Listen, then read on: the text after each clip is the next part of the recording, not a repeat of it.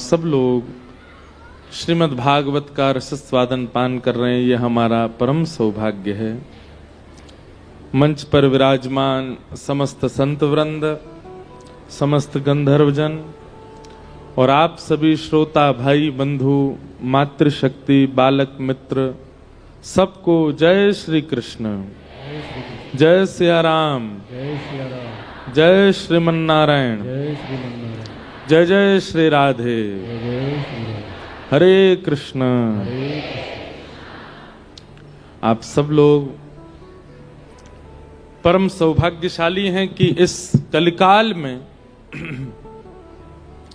हम आप सब लोगों को सत्संग श्रवण में रुचि और सत्संग श्रवण का लाभ प्राप्त होता है।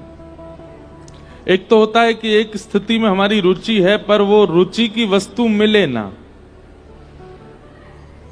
पर एक तो रुचि इतनी कठिन है हमारी सत्संग, और वह भी हमें मिल जाता है। ये बहुत बड़े लाभ की बात है, बहुत बड़ी कृपा है हमारे ऊपर। या तो कलिकाल में सत्संग की रुचि बनती नहीं है, और बन जाए तो सत्संग मिलता नहीं है। आजकल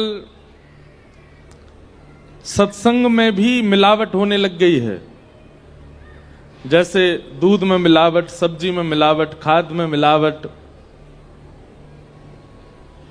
दवाइयों में मिलावट, औषधि में मिलावट, डॉक्टर में मिलावट, सब चीजों में मिलावट होने लगी है। ऐसे ही सत्संग में भी मिलावट हो गई है अब।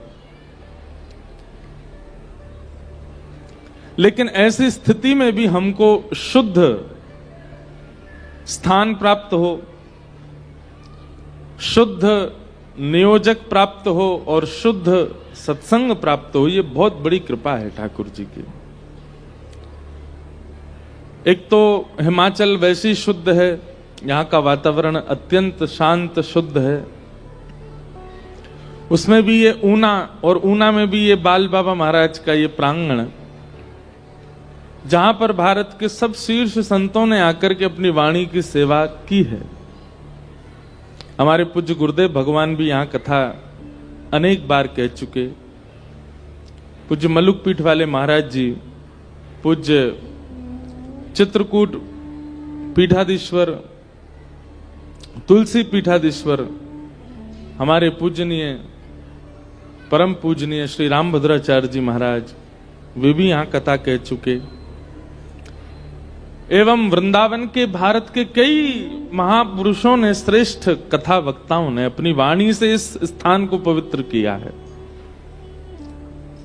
यहां बैठकर के कथा श्रवण करना एक अलग ऊर्जा का संचार करता है। तो बहुत बड़ी सौभाग्य की बात है कि आप यहां बैठे और कथा सुन रहे हैं।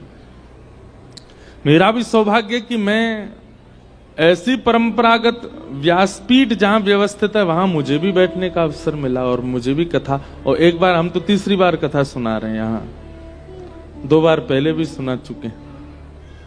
तो ये सौभाग्य है हम आप सब लोगों का कि हम यहां बैठे हैं, कथा श्रवण कर रहे हैं। भाग्योदयेन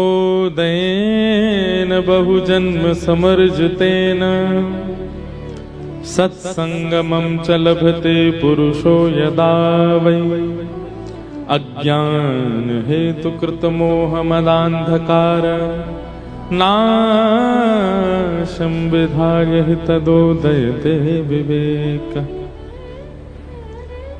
श्रीमद् भागवत जी कहती हैं, महात्मा कहता है भागवत जी का, मैं कथा में कहा करता हूं, भक्ति 2 लोगों के जीवन में आती है। पहला व्यक्ति वो है जिसने पूर्व काल में इतनी भक्ति की है कि इस जन्म में सहज ही उसके चित्त में भक्ति आ गई है। पूर्व जन्म के संस्कार जिसके चित्त में होंगे उसके चित्त में भक्ति आएगी। या फिर इस जन्म में जिसने बहुत ठोकरें खा ली हों, संसार की वास्तविकता से अवगत हो गया हो, उसके जीवन में भक्ति आती है।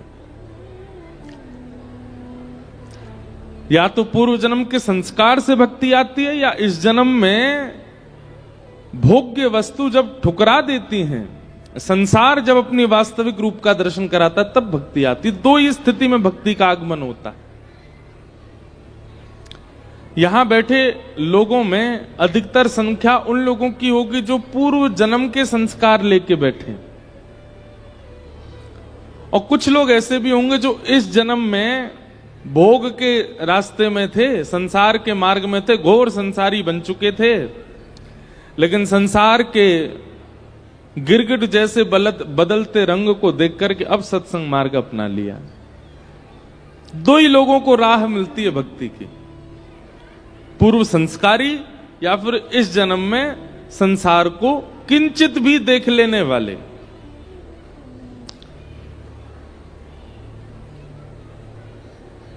भाग्योदयन बहुजन्म समर्जितेन, बहुत जन्मों के अर्जित हमारे भाग्य पुण्य उदित होते हैं तब सत्संग प्राप्त होता है।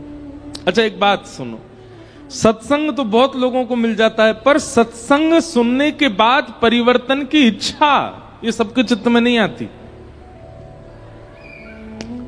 कथा तो बहुत लोग सुन लेते हैं, हजारों लोग यहां पे बैठे हैं, पर इसको सुनने के बाद परिवर्तन की इच्छा नहीं, ये जो कहा है इन्होंने मुझे करना है जीवन में, ऐसी इच्छा, ये हमारे बहुत जन्मों के भाग्य होते हैं तब जाकर के ऐसी इच्छा प्रकट होती है। उन महापुरुष ने ऐसा कहा तो हम ऐसा करेंगे, उनके द्वारा ऐसी बात कही गई है तो हम ऐसा करेंगे। सुनने की इच्छा यह भाग्य है, पर सुनकर के परिवर्तन की इच्छा ये अनेक जन्मों का भाग्य है। परिवर्तन की इच्छा सबके चित्त में नहीं आती। तो आप सब लोग सुनिएगा नहीं, बस परिवर्तन लाइएगा। बहुत भाग्य से मिला है ऐसा स्थान, बहुत भाग्य से मिले ऐसे महापुरुष, बहुत भाग्य से मिला है सत्संग। आज कथा का तृतीय दिवस, कल कथा का चतुर्थ दिवस, परसों कथा का पंचम दिवस, और उसके अगले दिन छठवें दिवस थोड़ी कथा हम बड़ी करेंगे, थोड़ी देर तक करके और विश्राम करेंगे। आइए अब कथा क्रम में आगे चलें। कल धर्म और परम धर्म पर बड़ी विस्तृत चर्चा चल रही थी। आज के क्रम में परम धर्म का ही विषय बताया जा रहा है, बहुत ध्यानपूर्वक सुनिएगा। सवै पुंसां परो धर्मो यतो भक्तिर अदोक्षजे अहैतुक्या प्रतिहता ययात्मा संप्रसीदति। परो धर्म, परम धर्म, हम समस्त प्राणी मात्र का परम धर्म क्या है?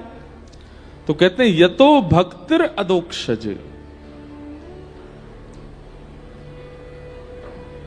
श्री कृष्ण के प्रति अदोक्षज, भगवान के प्रति प्रेम लक्षणा भक्ति का प्राकट्य होना ही हमारा परम धर्म है। ठाकुर जी के प्रति श्रद्धा होती है, ठाकुर जी के प्रति आस्था होती है, ठाकुर जी के प्रति विश्वास होता है, ठाकुर जी के प्रति समर्पण होता है, ये धर्म है। पर ठाकुर जी के प्रति प्रेम हो जाता है, ये परम धर्म है। और प्रेम सबका नहीं हो पाता। प्रेम का मतलब क्या? जिससे हुआ तो फिर उसके बाद कोई और दिखाई नहीं, बस वही है। प्रेम का यही परिभाषा है, सर्वश्रेष्ठ परिभाषा है। जिससे हुआ फिर उसके बाद और कोई नजर में चढ़ा ही नहीं।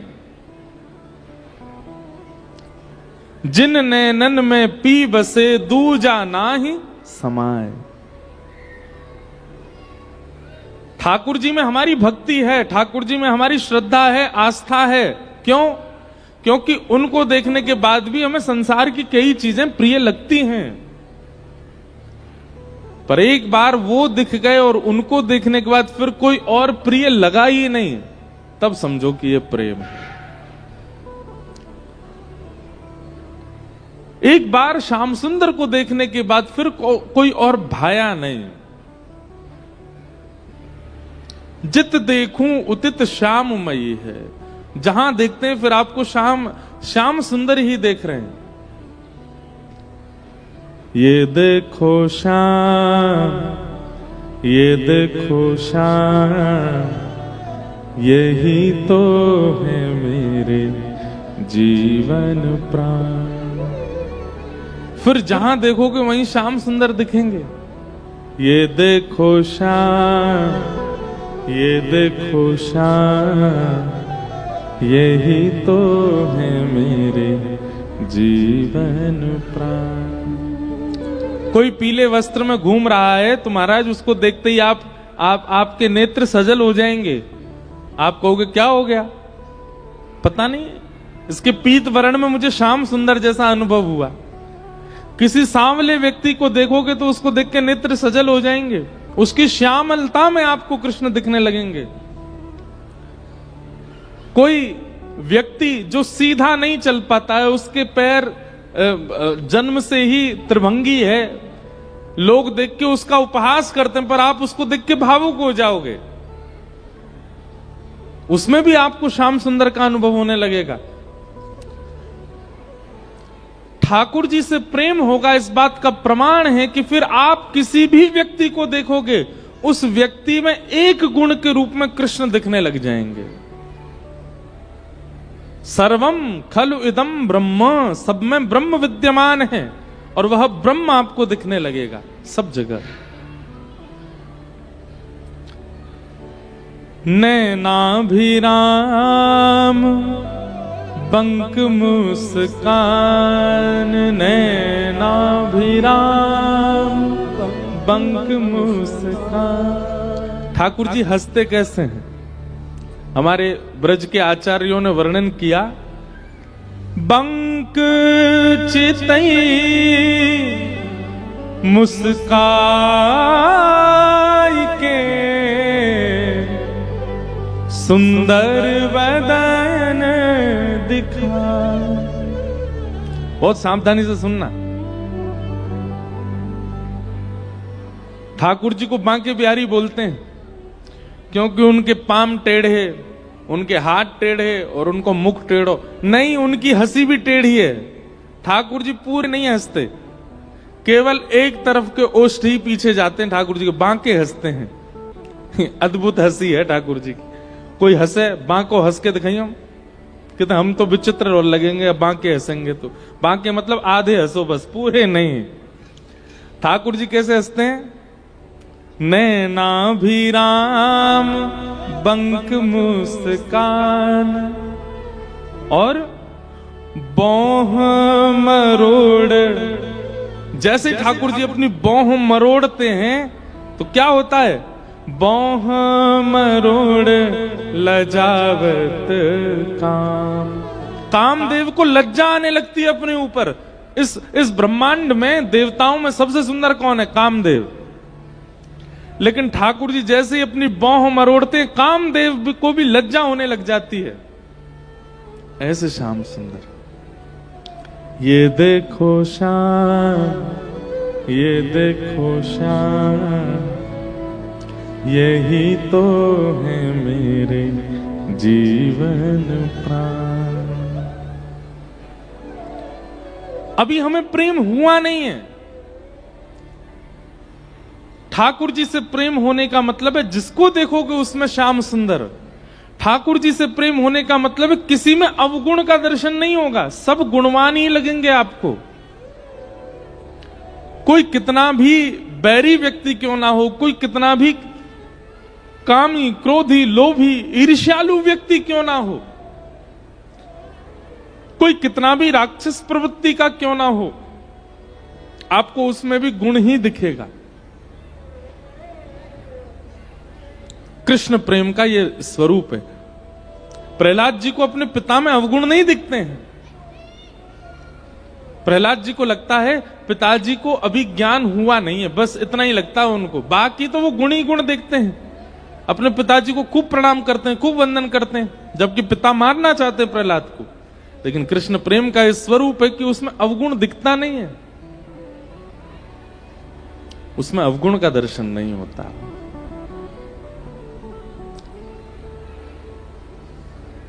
तो हमारा परम धर्म क्या है?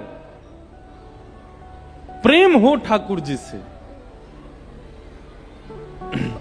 प्रीत हो ठाकुर जी से,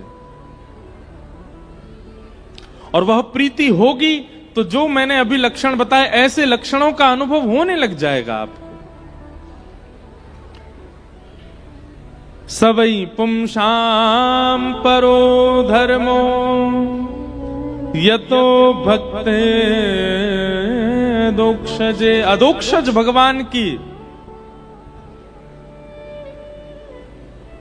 प्रीति होना, भक्ति होना, प्रेम लक्षणा भक्ति होना, यही प्राणी मात्र का परम धर्म है। अहितुक्य प्रतिहता। और कैसी भक्ति हो? बोले अहितु की भक्ति। अहितु की भक्ति किसको कहते हैं? किसी भी सिचुएशन के आने पर, किसी भी स्थिति के आने पर आपकी भक्ति टूटे ना, आपका विश्वास टूटे ना। अभी क्या होता है हमारी भक्ति कैसी? हम ठाकुर जी का भजन कर रहे हैं, ठाकुर जी की भक्ति कर रहे हैं, और कहीं कल को हमारे साथ कोई अनहोनी हो जाए, हमारे परिवार में, हमारे साथ, हमारे किसी प्रिय के साथ, हमारा तुरंत ठाकुर जी से संबंध टूट जाता है। ठाकुर जी, हर जन्माष्टमी को आपका भोग लगाया, ऊना में जितनी कथा हुई हमने सारी सुनी, सब कुछ अच्छे से हमने किया, आपने हमारे परिवार के साथ ऐसा क्यों किया? यही अविश्वास है। कई बार देखा है मैंने, कई लोग हमारे ही श्रोता हैं, बहुत दिन से कथा सुन रहे हैं, उनके जीवन में कुछ ऐसा हो जाता है, वो तुरंत कहने लगते हैं महाराज जी हमने क्या बिगाड़ा, हमने क्या गलत किया जो हमारे साथ ऐसा हुआ। जीवन में घटने वाली किसी घटना को ठाकुर जी से आप जैसे जोड़ देते हो, जीवन में होने वाली सुंदर बातों को क्यों नहीं जोड़ते? घटनाओं का ही क्रम ठाकुर जी से क्यों होता है कि ये ठाकुर जी ने मेरे साथ क्यों किया? ये अविश्वास नहीं। ठाकुर जी के प्रति कभी अविश्वास नहीं होना चाहिए। और एक बात और कह दें हम आपको, आप जितने ज्यादा भक्ति मार्ग में तत्परता से उतरोगे उतनी कठिन परीक्षा होगी। सीधी बात है, क्लासरूम में जितना पीछे बैठोगे उतनी टीचर की दृष्टि में कम आओगे, और जितना आगे बैठोगे उतनी ज्यादा आप पे दृष्टि पड़ेगी। इसलिए बच्चे कई होते हैं जो पढ़ने में अच्छे नहीं होते, वो पीछे ही बैठते हैं। क्यों? हमारी कॉपी चेक नहीं हो जाए, हमारा एग्जाम नहीं हो जाए, टीचर कहीं हमसे कुछ पूछने ला लग जाए, वो पीछे बैठे रहते हैं। लेकिन जिसको भय नहीं होता, जिसको कुछ प्राप्त करना होता है, जिसको चिंता होती है कि मुझे रैंक लेके आनी है, मुझे अपने माता पिता को दिखाना है, मुझे स्कूल टॉप करना है, वो आगे ही बैठता है। टीचर पूछेंगे तो पढ़ के आऊंगा ना, बोलेंगे तो दिखाऊंगा ना। ठीक वैसे ही भक्ति मार्ग में भी जो दूर दूर ही खड़े रहते हैं, कभी मन हो गया तो मंगलवार को हनुमान जी पूज आए, कभी इच्छा हो गई तो शनिवार को कुछ कर दिया, कभी हो गई तो कथा में आ गए, वो फिर बैक बेंचर ही रह जाते हैं। लेकिन जो आगे आते हैं, तिलक स्वरूप करते हैं, कंठी माला पहनते हैं, प्याज लहसुन का परहेज करते हैं, नाम जप करते हैं, नाम साधन करते हैं, सत्संग श्रवण करते हैं, संत जनों को प्रणाम करते हैं, तीर्थ यात्रा करते हैं, एकादशी व्रत करते हैं, सारी निष्ठाओं का पालन करते हैं, तो फिर टीचर की दृष्टि भी ज्यादा पड़ती है, परीक्षाएं भी होती हैं, परीक्षाएं भी होती हैं। पर उस परीक्षा से वो व्यक्ति घबराता नहीं, उस परीक्षा से वो व्यक्ति विचलित होता नहीं, उसके चित्त में अविश्वास नहीं आता। भाई, विद्यालय में अध्यापक के द्वारा पूछे गए प्रश्नों से विद्यार्थी ये थोड़ी सोचता है कि ये मुझसे चिढ़ते हैं इसलिए मुझसे पूछ रहे हैं। नहीं, वो आपको बनाना चाहते हैं इसलिए आपसे पूछ रहे हैं। ठाकुर जी जिसको बनाना चाहते हैं उसी की परीक्षाएं ज्यादा होती। इसलिए कैसी भक्ति करनी है, बोले अहेतुक्य प्रतिहता, ना विच्छिन्न होने वाली भक्ति। कभी भी किसी भी स्थिति से आपकी भक्ति पर असर नहीं होना चाहिए। अभी हमारी स्थिति कैसी है, बहुत ध्यान से सुनना। आप रोज नियम करते हो, कोई भी नियम करते हो, कथा सुनने का करते हो, सेवा का करते हो, नाम जप का करते हो, कोई भी नियम करते हो। रात में पेट दर्द हो जाए, बुखार आ जाए, कुछ अस्वस्थता हो जाए, तो सवेरे बाकी के काम भले ही नहीं छूटे, लेकिन हम क्या कहते हैं, आज हमारी तबीयत ठीक नहीं, आज नाम जप नहीं कर पाएंगे, आज सेवा नहीं कर। ठाकुर जी सबसे पहले दूर।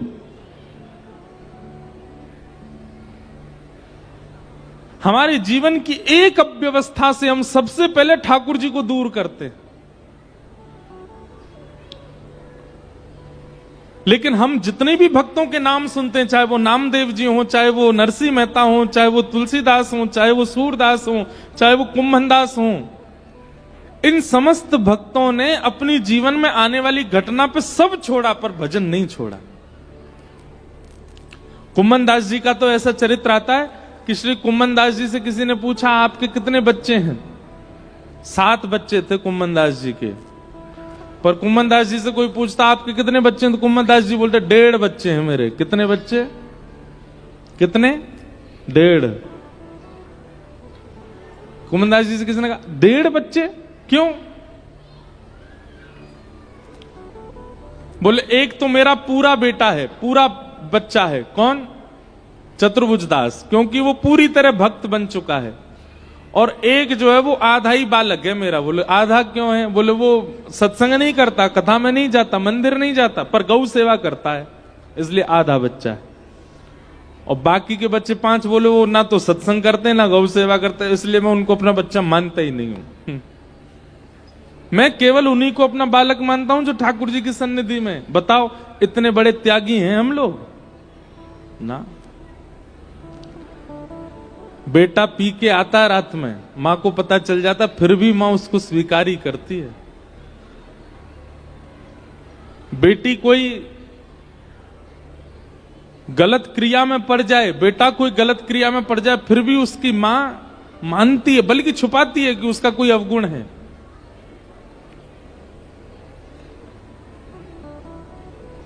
ये हमारा स्वरूप है, ऐसा हमारा स्वभाव है। हम उतने बड़े त्यागी नहीं बन सकते कि भगवत विमुख है, असंस्कारी यदि बालक बन जाए, तब भी हम उसको हृदय से लगा के रहते हैं।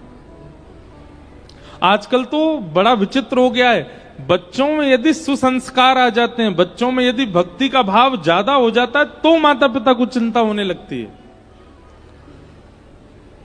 कुछ कोविड से पहले तक हमारे पास जो लोग मिलने वाले आते थे, वो ये कहते थे कि महाराज जी, हमारे बच्चे बिगड़ रहे हैं, हमारे बच्चे गलत काम करते हैं, आप इनको समझाइए, थोड़ा भक्ति भाव कथा सुना करें, आदि आदि। अब अलग हो गया है, अब आते हैं, बोले महाराज जी ये पूरे दिन नाम जप ही करता, कथा सुनता रहता है, इसको बोलो। आज सुबह एक माता जी आई, उन्होंने कोई गलत भाव से नहीं कहा, उन्होंने तो अच्छे भाव से कहा। एक माता जी आई, उनके बेटे का था एग्जाम, तो बोली महाराज जी, मैंने इसको बोला कि तुझे स्कूल जाना है आज? बोले नहीं महाराज जी आए, मैं मिलने जाऊंगा। तो माँ ने कहा कि बोले नहीं एग्जाम है, वो नहीं कर। बोले मैं गलत करके आ जाऊंगा अगर आपने भेजा तो, सब गलत सलत लिख के आऊंगा, मुझे लेके चलो, मिलाओ। तो उनकी शिकायत नहीं थी, वो तो अच्छे में ही बोल रही थी, देखो बच्चे आपके कथा सुनते हैं।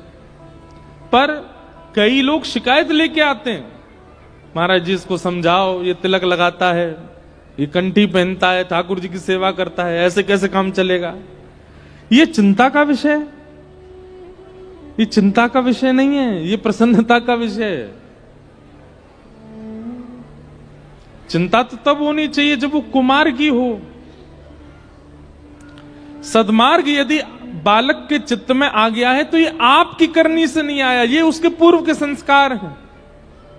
मीराबाई के घर वाले माता पिता भी कभी कभी चिंतित होते थे कि ऐसा कैसे मीरा का परिवर्तन हो रहा है, ये क्यों इतनी कृष्ण भक्ति में आती जा रही है? क्योंकि मीरा उस जन्म की भक्त नहीं है, वो पूर्व जन्म की भक्त है। वो पहले एक माधवी नाम की गोपी थी, तब से उसके चित्त में भक्ति है। तो भक्ति कैसी होनी चाहिए? न विच्छिन्न होने वाली भक्ति। किसी भी स्थिति में, कैसी भी परिस्थिति में, चाहे जो हो जाए, आपके चित्त से विश्वास डगमगाना नहीं चाहिए ठाकुर जी के प्रति। इसको कहते हैं अहैतुक्य प्रतिहता, अहैतुकी भक्ति। अगर ठाकुर जी से प्रेम करना है, ठाकुर जी से संबंध बनाना है, तो ऐसा बनाइएगा, इस विश्वास के साथ कि चाहे जो हो जाए, मैं ठाकुर जी को छोड़ने वाला नहीं हूं। मेरा प्रेम तो है, बना ही रहेगा।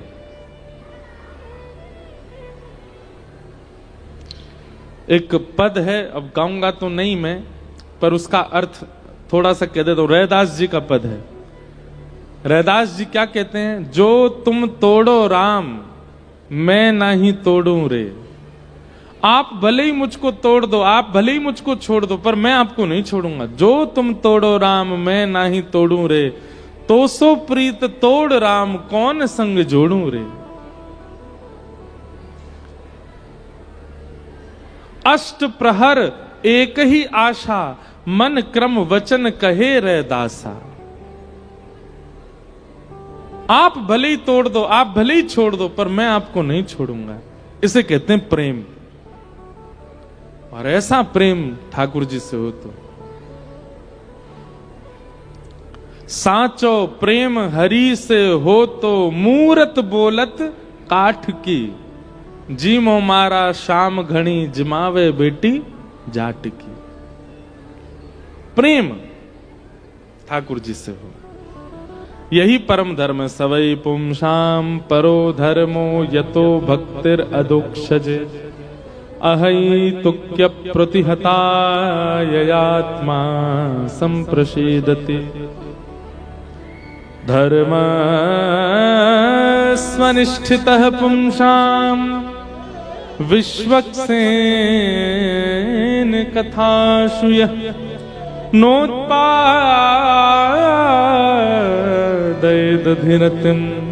श्रम एव हि केवलम। एक द्वारिका में, गुजरात में, एक ईश्वरदास नाम के भक्त थे। क्या नाम था? ईश्वरदास। सुदामा जी जैसी कथा है ईश्वरदास की। तो ईश्वरदास जी, उनकी एक पत्नी, 2-4 बालक थे। ईश्वरदास जी बड़ी दीनहीन अवस्था में रहते थे। ज्यादा संपत्ति उनके पास थी नहीं। एक दिन बच्चे बहुत जोर जोर से रोने लगे, तो श्री ईश्वरदास जी ने अपनी पत्नी से कहा, ए भाई, बालक क्यों रो रहे हैं, इनको शांत कराओ। तो पत्नी ने कहा, इसलिए रो रहे हैं, भूख लगी है, घर में अन्न नहीं है, दाल नहीं है, चावल नहीं है, कैसे पवाऊं इनको, इसलिए रो रहे हैं बच्चे।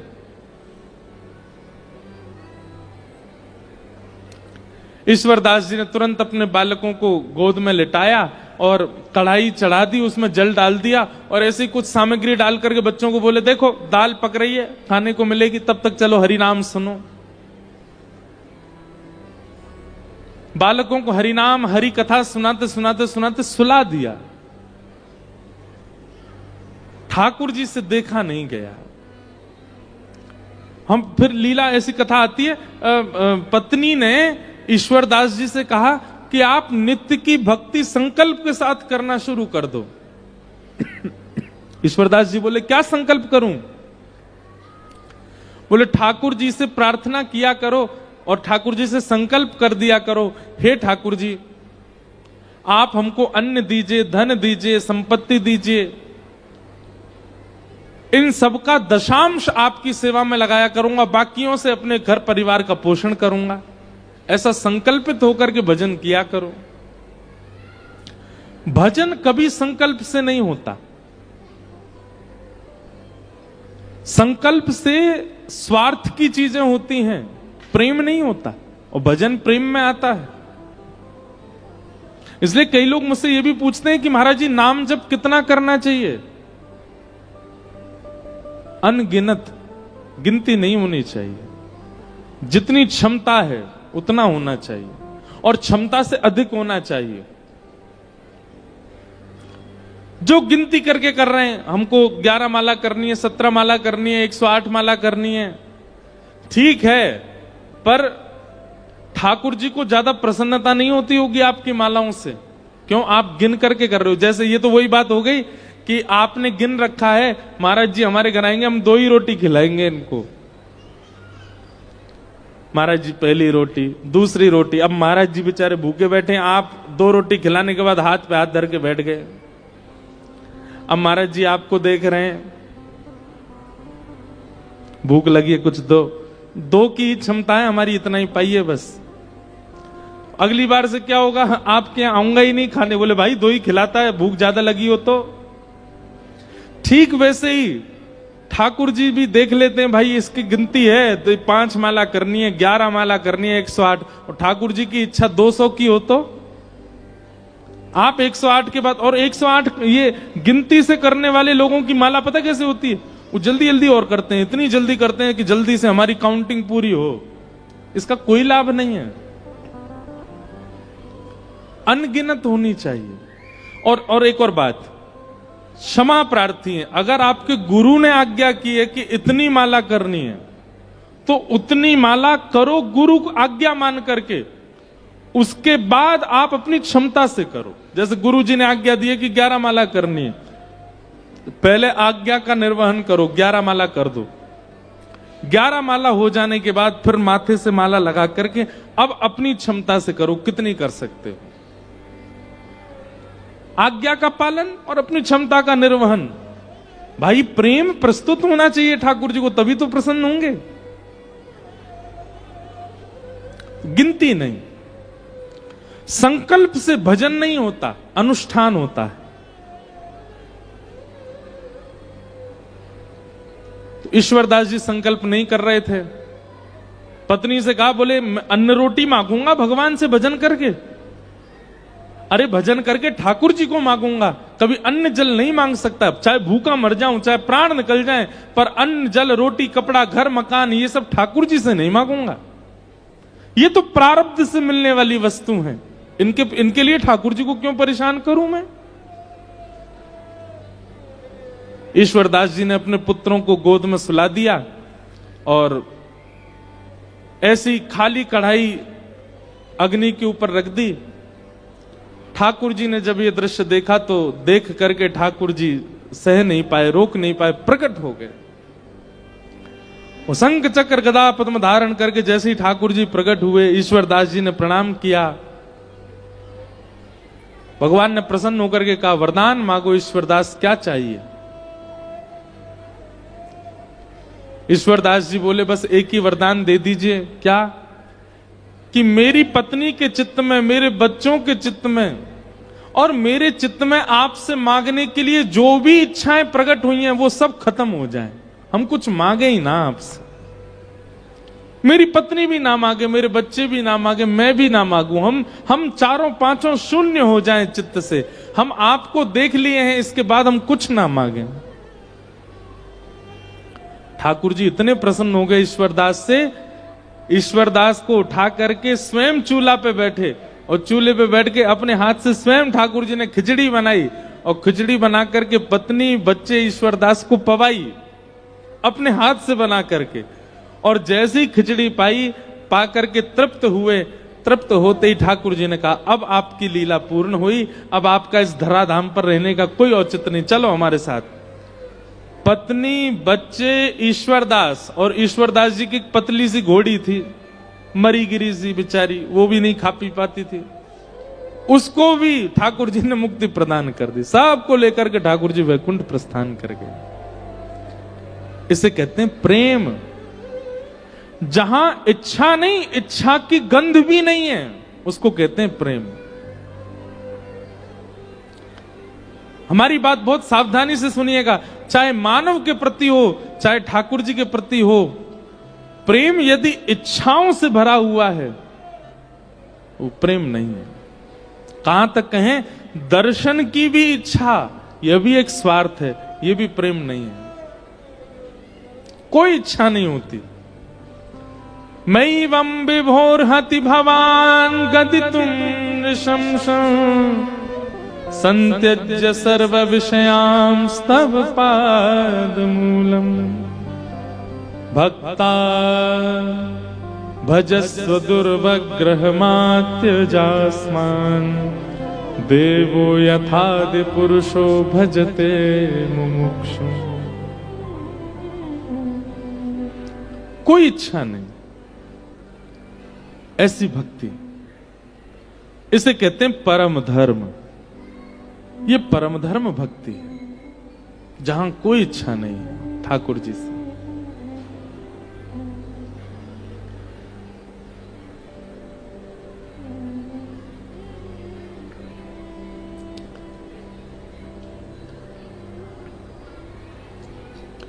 धर्मस्वनिष्ठता पुंसाम् विश्वक्सेन कथासु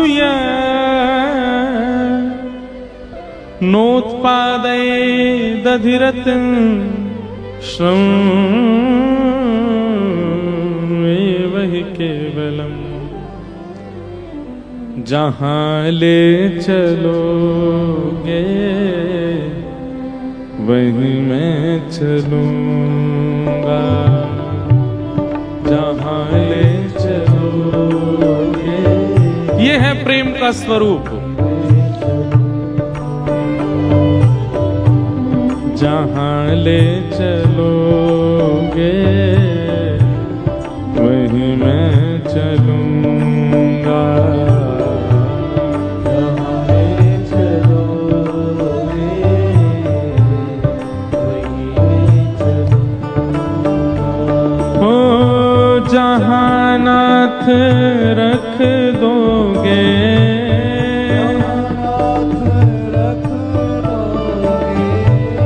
जहां नाथ रख दोगे, हो वहीं मैं रहूंगा, जहां ले चलोगे वहीं मैं चलूंगा। सब लोग गाओ।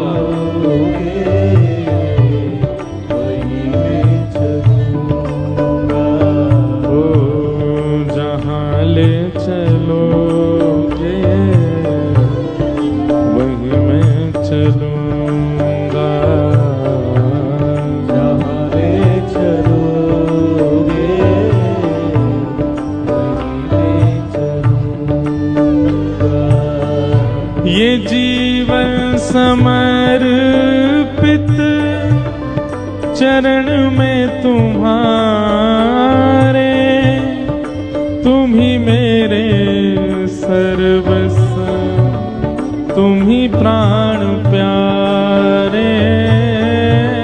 जीवन समर्पित चरण में तुम्हारे, करताल बजा के गाओ।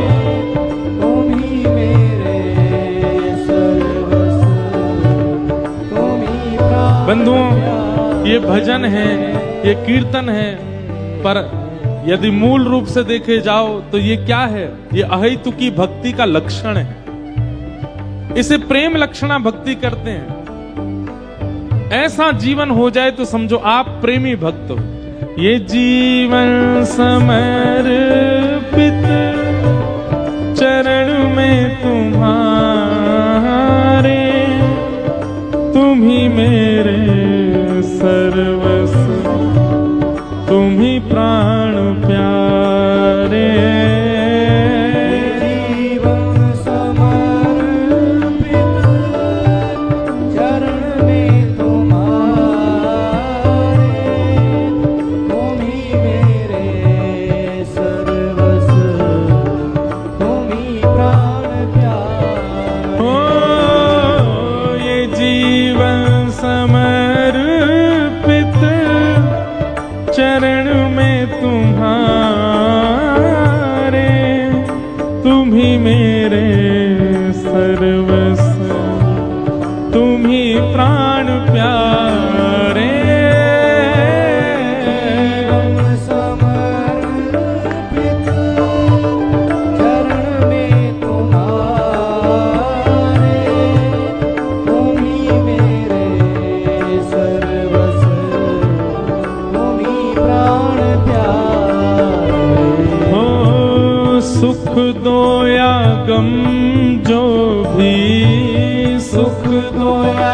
गम जो भी, सुख दो या दुख जो भी, सुख दो या गम जो भी, मैं प्रेम से सहूंगा, जहाँ ले चलोगे वहीं मैं चलूंगा, जहाँ ले चलोगे वहीं मैं चलूंगा।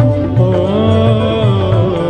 जहाँ ले चलोगे वहीं मैं चलूंगा, ले चलोगे वहीं मैं चलूंगा। हे जहाँ नाथ रख दोगे, नाथ रख दोगे, जहाँ नाथ रख दोगे, नाथ रख दोगे, ओ वहीं मैं रहूंगा, जहाँ ले चलोगे वहीं मैं चलूंगा, जहाँ ले चलोगे वहीं मैं भुजा उठा के कहो राधा रमण लाल की।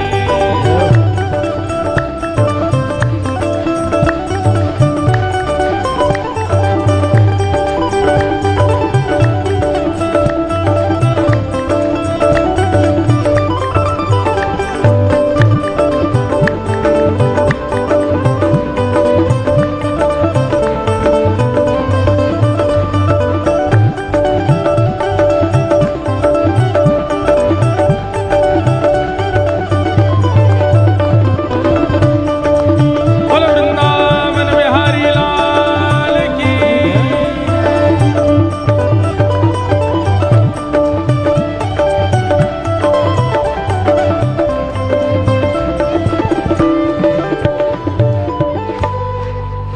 नहीं धीमे ताल में बजाओ भाई।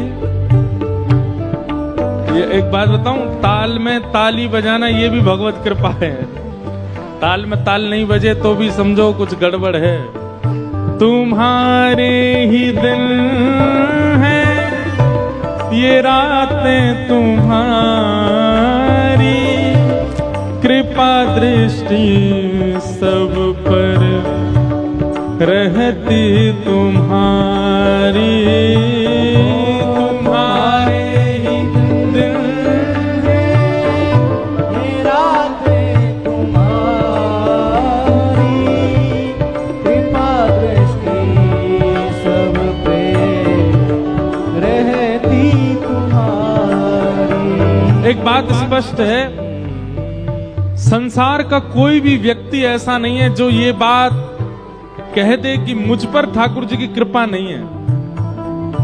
हर व्यक्ति के ऊपर, हर जीवात्मा के ऊपर कभी ना कभी तो उसने कृपा का अनुभव किया है कि ठाकुर जी की कृपा से ये काम हुआ। सब पर कृपा होती है। हे कृपा दृष्टि सब पर रहती तुम्हारी।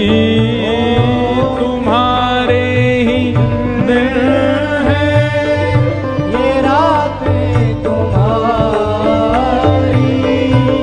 कृपा दृष्टि सब पर रहती तुम्हारी। ओ गिरधर लाल मेरे, गिरधर लाल मेरे, राधा रमण लाल मेरे, राधा रमण लाल मेरे, मैं तेरा ही रहूंगा, जहाँ ले चलोगे वहीं मैं रहूंगा। ले चलोगे तो जहाँ ले चलोगे वहीं मैं चलूंगा। जहाँ ले चलोगे। और सबसे विशेष बात, न कोई शिकायत नहीं कोई जी, कर लो करा लो प्रभु जो है तेरी मर्जी। कोई शिकायत नहीं, नहीं कोई अर्जी, कर लो करा लो जो है तेरी मर्जी। सुदामा जी के चरित्र में भी यही बात आई।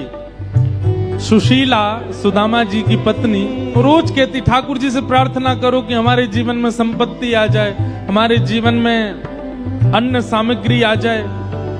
सुदामा जी बोले कभी इस चीज के लिए प्रार्थना नहीं करूंगा। उनकी पत्नी कहती तो शिकायत ही किया करो कि जो दरिद्रता जीवन में आई है वो चली जाए। बोले शिकायत भी नहीं करूंगा, जो आ रहा है और जो जा रहा है ये सब हमारा प्रारब्ध है, इसके लिए ठाकुर जी को परेशान नहीं कर सकता मैं। हमारी आपकी तरह भक्ति नहीं है, हम तो 2 मिनट में हाजिरी लगा देते ठाकुर जी पे। न कोई शिकायत नहीं कोई जी, कर लो करा लो प्रभु जो है तेरी मर्जी। न कोई शिकायत नहीं कोई अर्जी, कर लो करा लो जो है तेरी मर्जी। ओ मुझे जो भी कहना है, मुझे जो भी कहना है, मुझे जो भी कहना है, जो भी कहना है, मैं तुमसे कहूँगा जहाँ ले चलोगे वही मैं चलूँगा, जहाँ ले चलोगे वही मैं चलूँगा। ओ जहाँ ले चलोगे वही मैं चलूँगा, जहाँ ले चलोगे वहीं मैं चलूँगा। ओ जहाँ नाथ रख दोगे, जहाँ नाथ रख दोगे, जहाँ नाथ रख दोगे, जहाँ नाथ रख दोगे, ओ वही मैं रहूँगा, जहाँ ले चलोगे वही मैं चलूँगा। जहाँ ले चलोगे वहीं मैं चलूँगा। हाँ जहाँ ले चलोगे वही मैं चलूँगा। जहाँ ले चलोगे वहीं मैं चलूँगा। ओ वही मैं चलूँगा, वहीं मैं चलूँगा। ओ वही मैं चलूँगा।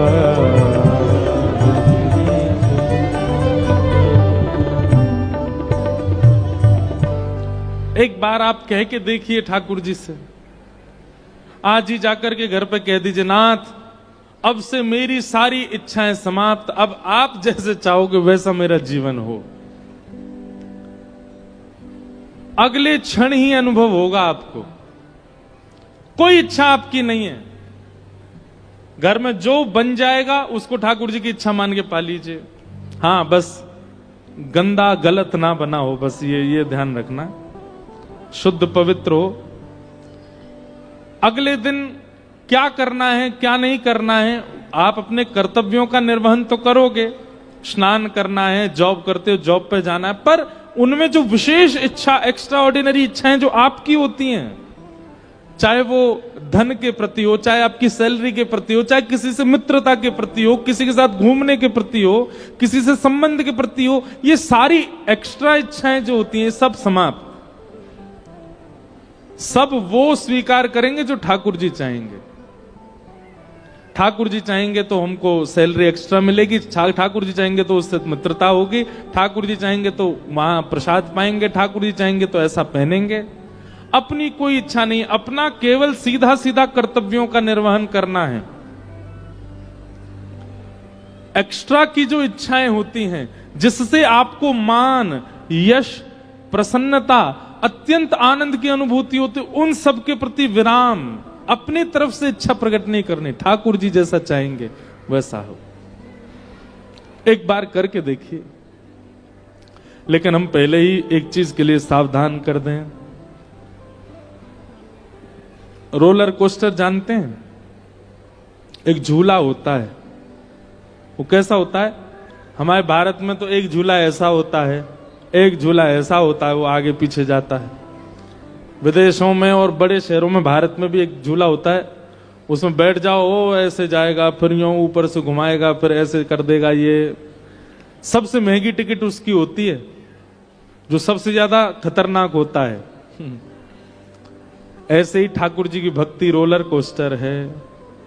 जैसे ही आप इसमें बैठोगे, आनंद तो बहुत आएगा, सुख तो बहुत मिलेगा, लेकिन महाराज झकझोर देंगे ठाकुर जी पूरा। ऐसा कर देंगे कि हाथ पांव जोड़ जाओगे, बस भैया चीख निकल आवेगी, बस रोको। लेकिन उसको पार कर जाने के बाद, जैसे बड़े वाले झूले में से उतरता है ना व्यक्ति, तो जो लोग अभी उस झूले में नहीं गए हैं वो सब उसकी प्रशंसा करते हैं। वाह भाई, तुम इसको सह के आ गए, तुम इस पर घूम घाम के आ गए, वाह भैया काबिले तारीफ है तुम्हारी। ठीक वैसा ही ठाकुर जी करते हैं। हमारे आचार्यों के नाम आपको पता है ना? जैसे श्रीमद वल्लभाचार्य जी हैं, रामानुजाचार्य जी हैं, चैतन्य महाप्रभु हैं। ऐसी हमारे एक आचार्य हुए श्री रामानंदाचार्य। कौन? श्री रामानंदाचार्य, रामानंद संप्रदाय के प्रवर्तक, और उनको प्रभु श्री राम का ही अवतार माना जाता है। तो श्री रामानंदाचार्य जी जब अपने बाल्यकाल में थे, अपनी युवावस्था में थे, बहुत ध्यान से सुनिएगा, जब भक्ति के बीज रोपण नहीं हुए थे, बीजारोपण नहीं हुए थे उनके चित्त में, उस समय की बात है। नगर में कोई प्रवचन चल रहा था और श्री रामानंदाचार्य जी बैठ करके सुन रहे थे। तो प्रवचनकर्ता ने कहा, राम के भरोसे बैठ जाओ, राम जी सब आनंद करा देंगे। जैसे अभी हम कह रहे हैं ठाकुर जी पर छोड़ो सारी इच्छाएं, ऐसे ही कोई वक्ता कह रहे थे कि राम जी के भरोसे हो जाओ, राम जी सब करेंगे। अच्छा एक बात सुनिएगा, कई लोग यहां बैठे हुए, कहीं ऐसा अनुमान मत लगा लेना कि भाई हाथ पे हाथ धर के बैठे रहो, सब आलसी बन जाओ, सब काम राम जी करेंगे। ऐसा नहीं कह रहे हम। सामान्य कर्तव्यों का निर्वहन आपको करना है। प्यास लगेगी पानी पीना है, भूख लगेगी भोजन करना है। कर्म करते हो, अपने दफ्तर जाना, हॉस्पिटल जाना, क्लिनिक जाना, इधर जाना उधर जाना, ये सब करना है। एक्स्ट्रा जो इच्छाएं आपके चित्त में प्रकट होती हैं, जिसकी वजह से आप ओवर थिंक करते हो, वो सब खत्म करनी है, वो सब ठाकुर जी पर छोड़नी है। तो लेकिन यहां पर रामानंदाचार्य जी ने यही अर्थ लगा लिया कि राम राम करो तो राम जी पूरा जीवन पालन करा देंगे। तो रामानंदाचार्य जी ने जाकर के उन व्यास जी से कहा, बोले भगवान आप व्यास मंच पर बैठे हैं, हम आपसे कुछ कह तो नहीं सकते, आपकी सारी बातें स्वीकार हैं, पर आप कह रहे हैं राम जी के भरोसे बैठ जाओ, राम जी रोटी खवा देंगे क्या? तो व्यास जी थोड़े से क्रोध में आ गए, और क्रोध में आके उन्होंने कहा, हाँ अगर राम जी के बस में आ जाए तो राम जी रोटी भी खवा देंगे, तुमको कोई कुछ नहीं करना पड़ेगा, राम राम जपो बस, राम जी रोटी भी खवा देंगे।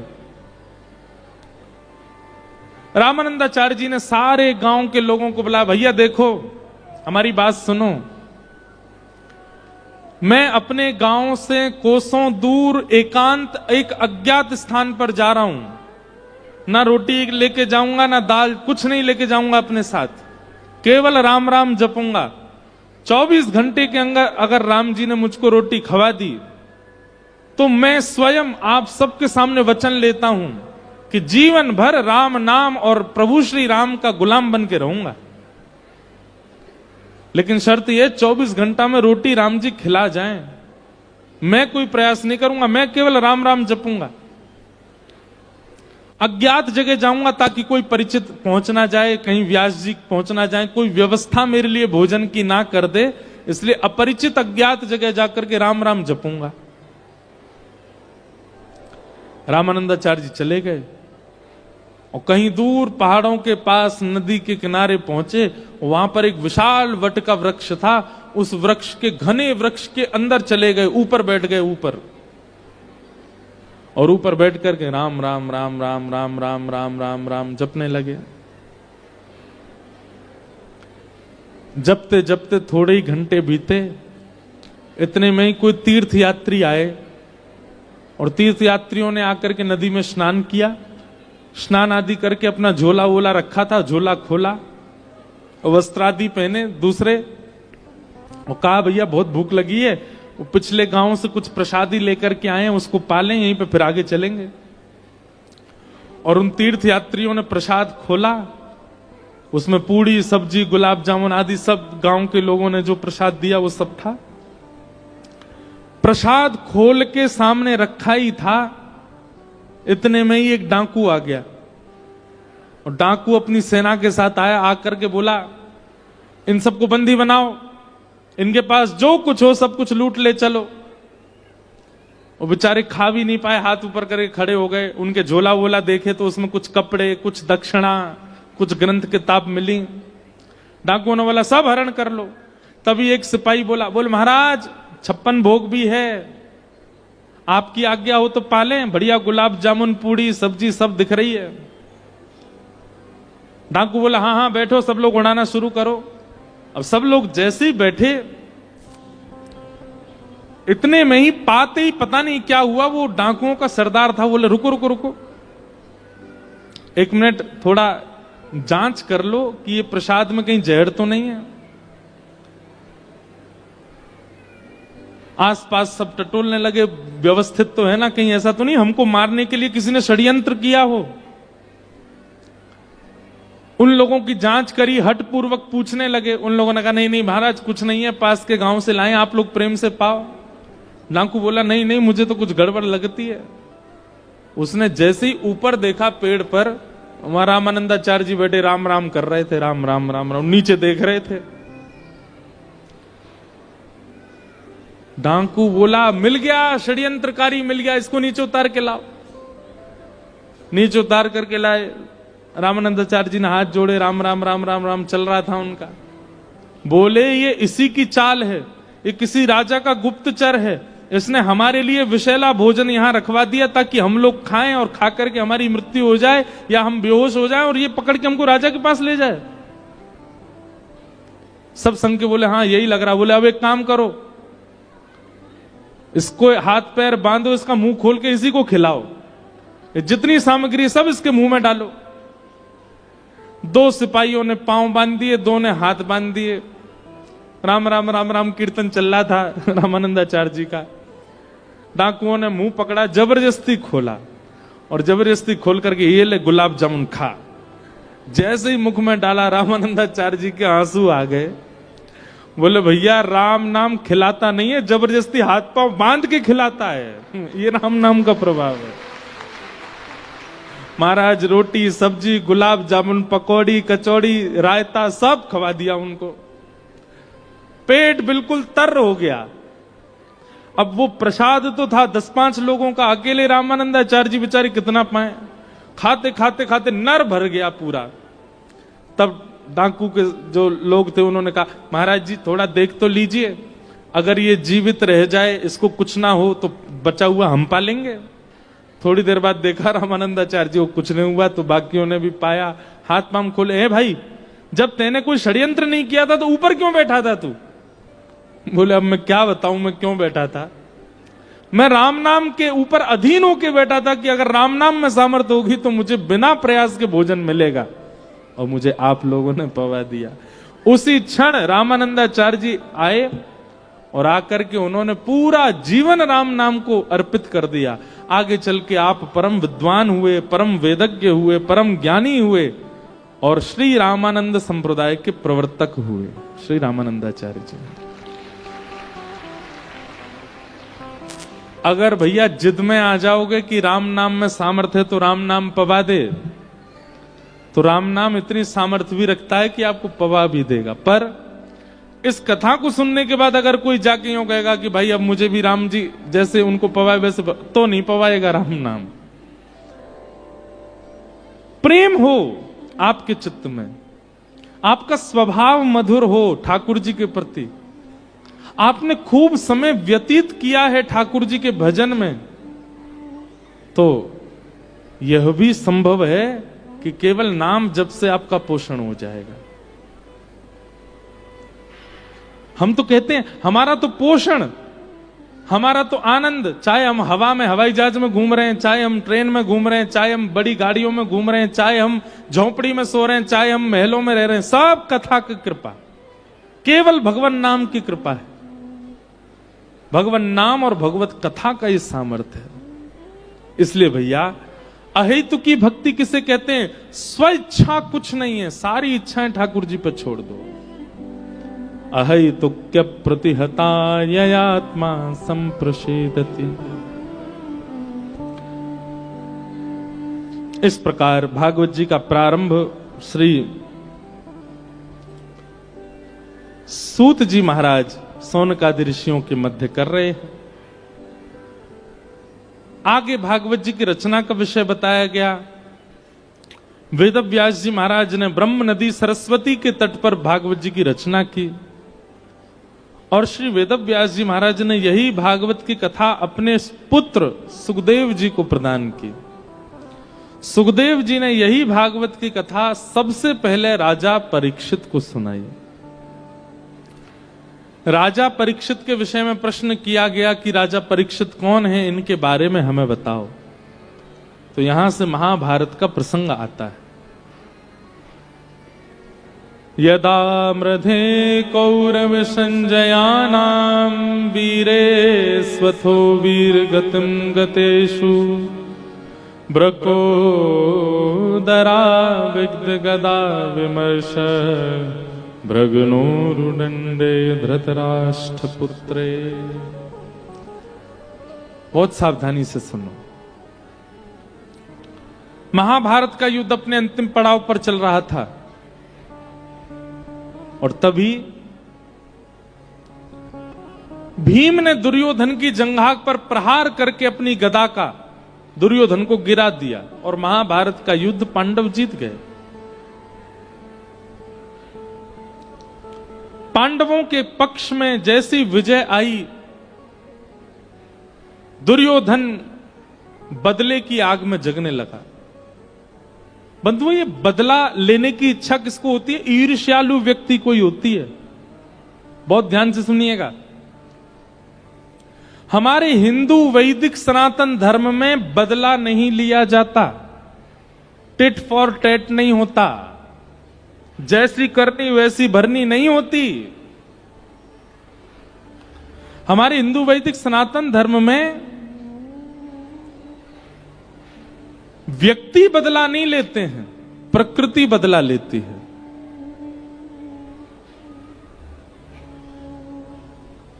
आपके साथ यदि कुछ अनुचित होता है और आप उसके बाद ये विचार कर रहे हो कि अब मैं इसको देख लूंगा, अब देखना मैं इसके साथ क्या करूंगा, अब ये एक राक्षस लक्षण है, राक्षसत्व का लक्षण है। बहुत सावधानी से सुनिए सब लोग।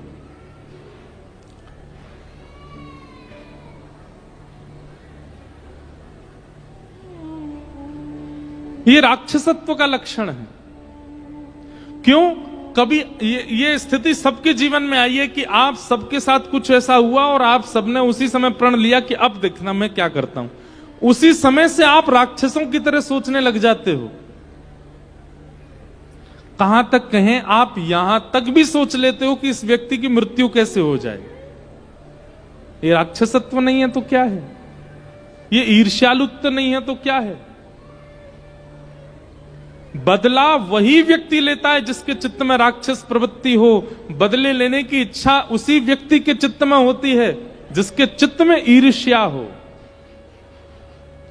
वैष्णव व्यक्ति का स्वभाव कैसा होता है? कई लोग मेरी बात से राजी नहीं होंगे, कई लोगों को मेरी बात में कुतर्क लगेगा, तर्क लगेगा, वो मुझे बोलेंगे भी कि महाराज जी आप ऐसे कैसे कह सकते हो, किसी के साथ ऐसा हो जाए तो वो हाथ पे हाथ धर के बैठा रहे।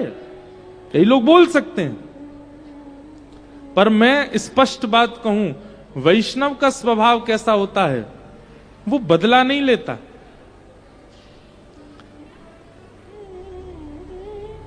घटी हुई घटना पर भगवद इच्छा मानता है और भगवद इच्छा मान करके उसको जो भोगना है वो प्रकृति पर छोड़ देता है।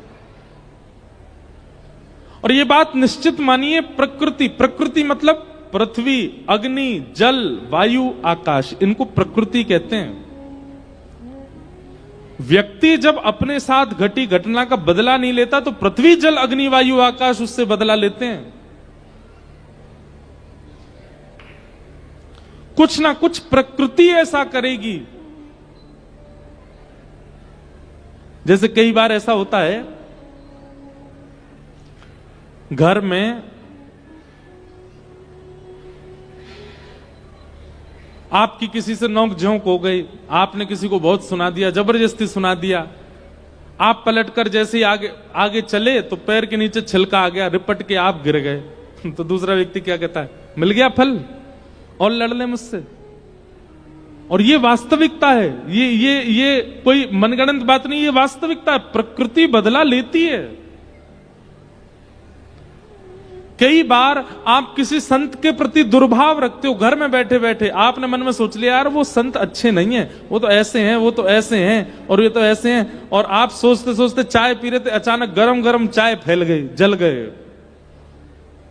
मन में आई यार बहुत तेज जल गए। क्यों? प्रकृति बदला लेती।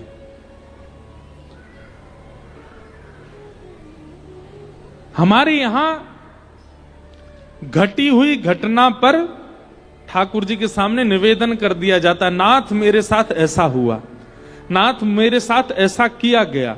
अगर मैंने पूर्व में अपराध किया है तो मैं इसको भोगने के लिए तैयार हूं, लेकिन यदि मेरा कोई अपराध नहीं है तो आप दृष्टि रखिएगा।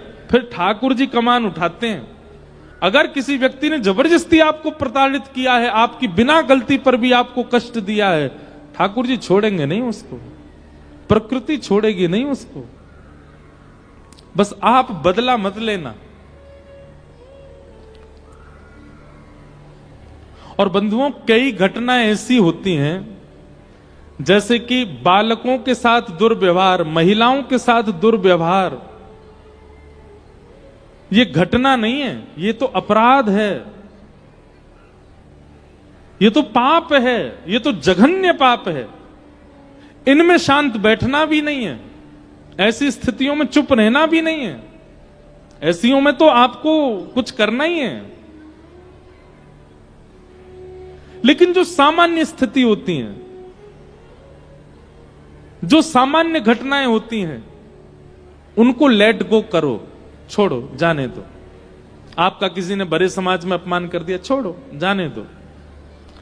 जबरदस्ती आपके साथ किसी ने आपके जमीन पर, आपके घर पर, या आपके किसी चीज में टांग अड़ा करके आपको कुछ मिलने वाला था उसमें घाटा करवा दिया, जाने दो। आपका किसी बढ़िया घर में संबंध हो रहा था, किसी ने बीच में आकर के संबंध होने नहीं दिया, उसका कहीं और हो गया संबंध, जाने दो। इस प्रकार की जो जाने दो वाली स्थितियां, उनको जाने ही दो। पर जहां पर बालकों पर अत्याचार हो, महिलाओं पर अत्याचार हो, बड़े बुजुर्गों पर अत्याचार हो, आदि आदि, ये सब घटनाएं जो होती हैं, ये घटना नहीं है, ये जाने दो वाली स्थिति नहीं है, ये तो पाप है, पाप का तो दंड है। पर कई जाने दो वाली स्थितियां हैं तो उनको जाने ही दो। आप जैसे ही उनको जाने दो करते हो, आप जैसे उनको लेट गो करते हो, उसको छोड़ देते हो, प्रकृति आपका बदला लेती है फिर। पर कई लोग होते हैं, उनको बिल्कुल सहनशीलता नहीं होती, उनके साथ इतनी सी बात होती है, इतनी सी बात पर रात भर सोते नहीं। अब मैं क्या करूं, अब मुझे क्या करना है, अब मैं ऐसा कुछ करूंगा, इसको सबक सिखाऊंगा मैं।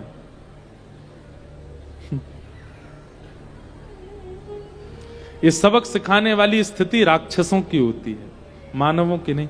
अब आप सोचो, रावण राम जी का युद्ध किस घटना से हुआ बताओ?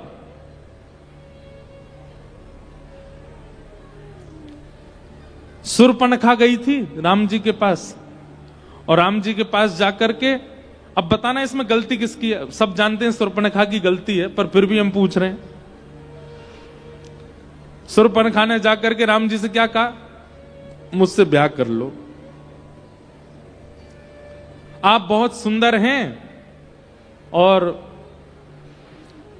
आप बहुत सौम्य दिखते हैं। और एक राम मानस जी में तो ऐसा वर्णन है कि पूतना ने ऐसा कहा कि इतने सुंदर नहीं हो आप, राम जी से कह रही है, इतने सुंदर नहीं हो, पर हां काम चला लूंगी मैं, मुझसे ब्याह कर लीजिए आप।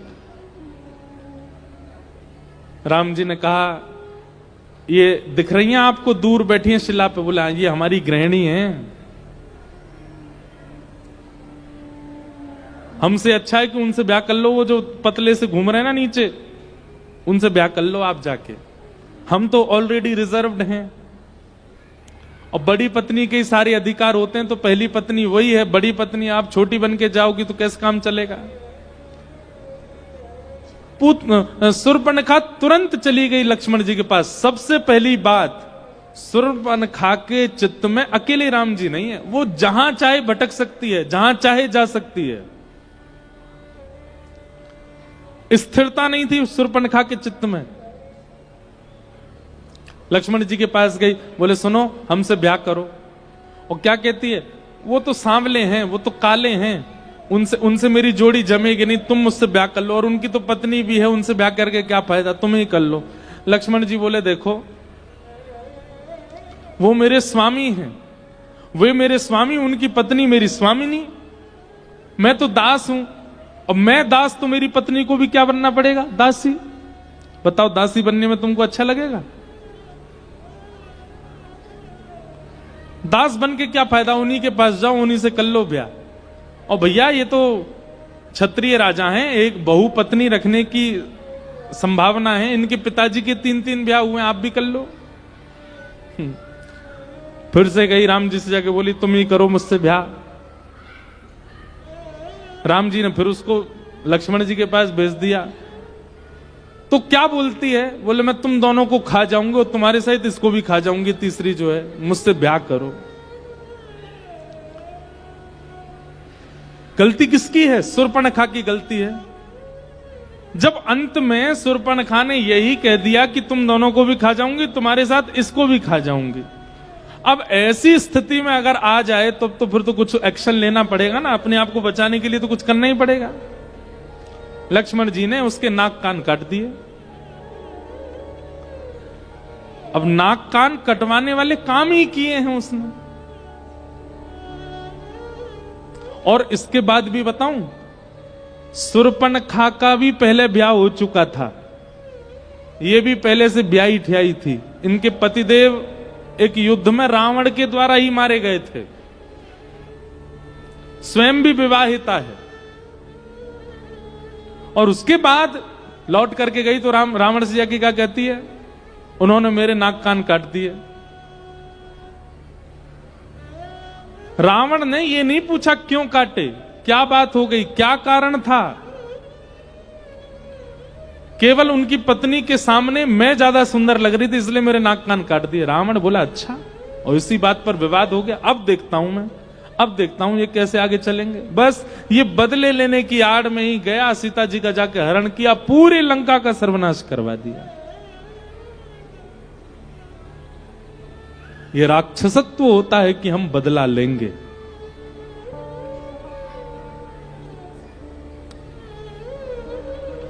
बदला नहीं, ये हमारे सनातन धर्म का स्वरूप नहीं है।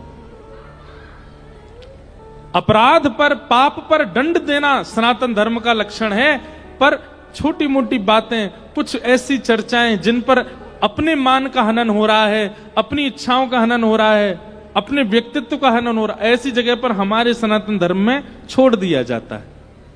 आगे बढ़ा जाता है, उस पर ज्यादा चिंतन नहीं किया जाता। प्रकृति उसका बदला लेती है। हमारे एक महाराज जी कह रहे थे, बोले पूतना के कान कट गए, कान कटते ही उसको भाग जाना चाहिए था, नाक कटाने क्यों खड़ी रही वहीं पे? भाई कान कटे उसके बाद ही तो नाक काटी होगी, और इतनी देर उसके पास थी कि दोनों को कटवाने के लिए खड़ी रही। तो हमारे एक महाराज जी बहुत सुंदर भाव बता रहे थे, बोले लक्ष्मण जी के पास एक तलवार थी, और वो तलवार कैसी थी? बोले वो ऐसे मुड़ जाती थी, गोल गोल हो जाती थी, मतलब अगर उस तलवार को ऐसे हिलाया जाए तो सर्प की तरह लहराती थी। लक्ष्मण जी ने उस तलवार की मुकुट बनाया, उसको ऐसे मोड़ करके मुकुट जैसा बनाया, और जाकर के सूर्पणखा के सिर पर धारण करके ऐसे किया, तो दोनों कान और नाक तीनों कट गए। संत जन अपने अपने भाव बताते, नहीं तो ये बात विचारनी है कि कान कट गए तो नाक कटवाने क्यों खड़ी थी वहां पे। तो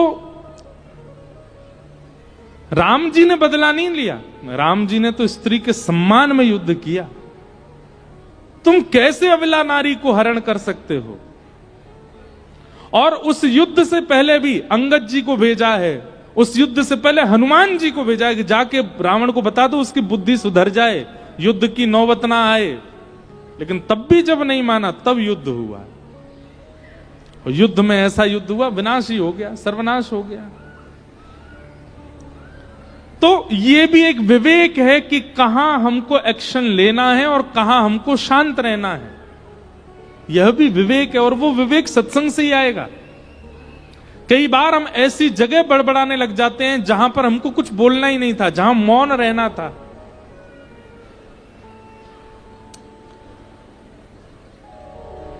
महाभारत का युद्ध पांडवों के पक्ष में चला गया, जीत गए पांडव।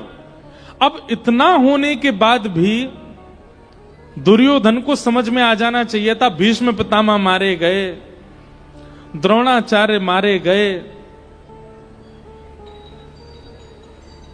पूरी मेरी सेना खत्म हो गई।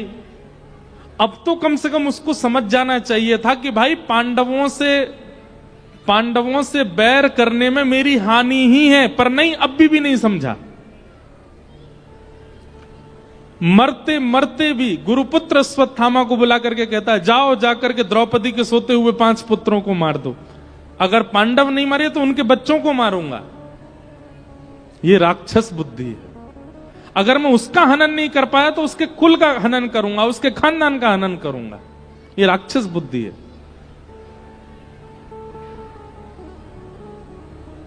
पिक्चरों में देखने में आता है ना, कभी कभी पिक्चर देखते हैं तो उसमें क्या मिलता है, गुंडे क्या करते हैं, किसी से उनकी जब बैर हो जाता है तो उनके परिवार वालों को किडनैप कर लेते हैं।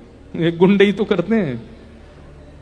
जब उससे काम नहीं बन रहा, उस पर कुछ नहीं कर पाते तो उसके परिवार को प्रताड़ित करते हैं। ये राक्षस बुद्धि है। दुर्योधन अचेत पड़ा था, और अचेत अवस्था में अश्वत्थामा से कहता है, पांडवों को तो हम नहीं मार पा रहे हैं क्योंकि कृष्ण इनके साथ है, लेकिन द्रौपदी के 5 पुत्र हैं, यदि उन 5 पुत्रों का हनन होगा तो भले ही ये लोग राज्य गद्दी पर बैठ जाएं, लेकिन कल को पांडव जब मरेंगे तो इनका कोई तर्पण करने वाला भी नहीं बचेगा। कम से कम वहां तो हमको शांति मिलेगी, जब इनके यहां कोई तर्पण करने वाला नहीं बचेगा। ये बुद्धि, ये राक्षस बुद्धि है।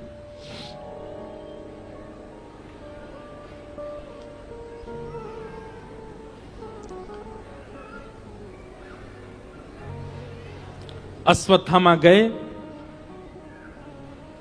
द्रौपदी के 5 पुत्रों को जैसे ही मारा, पूरे पांडव समाज में मातम छा गया। द्रौपदी ने जबकि अपने पुत्रों के हत्यारे अश्वत्थामा को जीवित छोड़ने की आज्ञा की, पूरा प्रसंग आता है, आधी दाढ़ी मूंछ मूड़ करके उसको जीवित छुड़वा दिया। पर अश्वत्थामा ने अब और राक्षस बुद्धि दिखाई। क्या? 5 पुत्र तो मारे गए, पर अभी भी पांडवों के समाज में इनको जल देने वाला एक बालक है जिसका भी जन्म ही नहीं हुआ, और वो कौन है? उत्तरा के गर्भ का बालक। जीवित लोगों को मारने तक की इच्छा में भी राक्षसत्व होता है, पर जिसका जन्म ही नहीं हुआ उसको मारने की इच्छा प्रकट करना, ये तो घनघोर राक्षस का स्वरूप है। और अश्वत्थामा ने उत्तरा के गर्भ के बालक को, जिसका जन्म ही नहीं हुआ, उसको मारने के लिए अश्वत्थामा ने ब्रह्मास्त्र छोड़ दिया।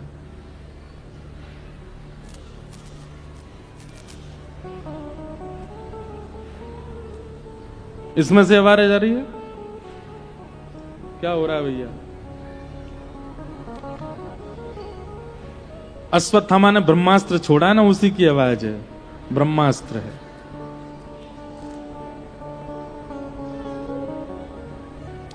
तो हम क्या कह रहे थे? एक मन में बात आई हमारे, आप कहें तो हम बोल दें। हो सकता है कि कई लोगों को यह बात अटपटी लगे, पर अश्वत्थामा ने क्या किया? गर्भ में बालक को मारने का प्रयास किया जिसका जन्म ही नहीं हुआ है। आज भी कई लोग अश्वत्थामा बन गए हैं,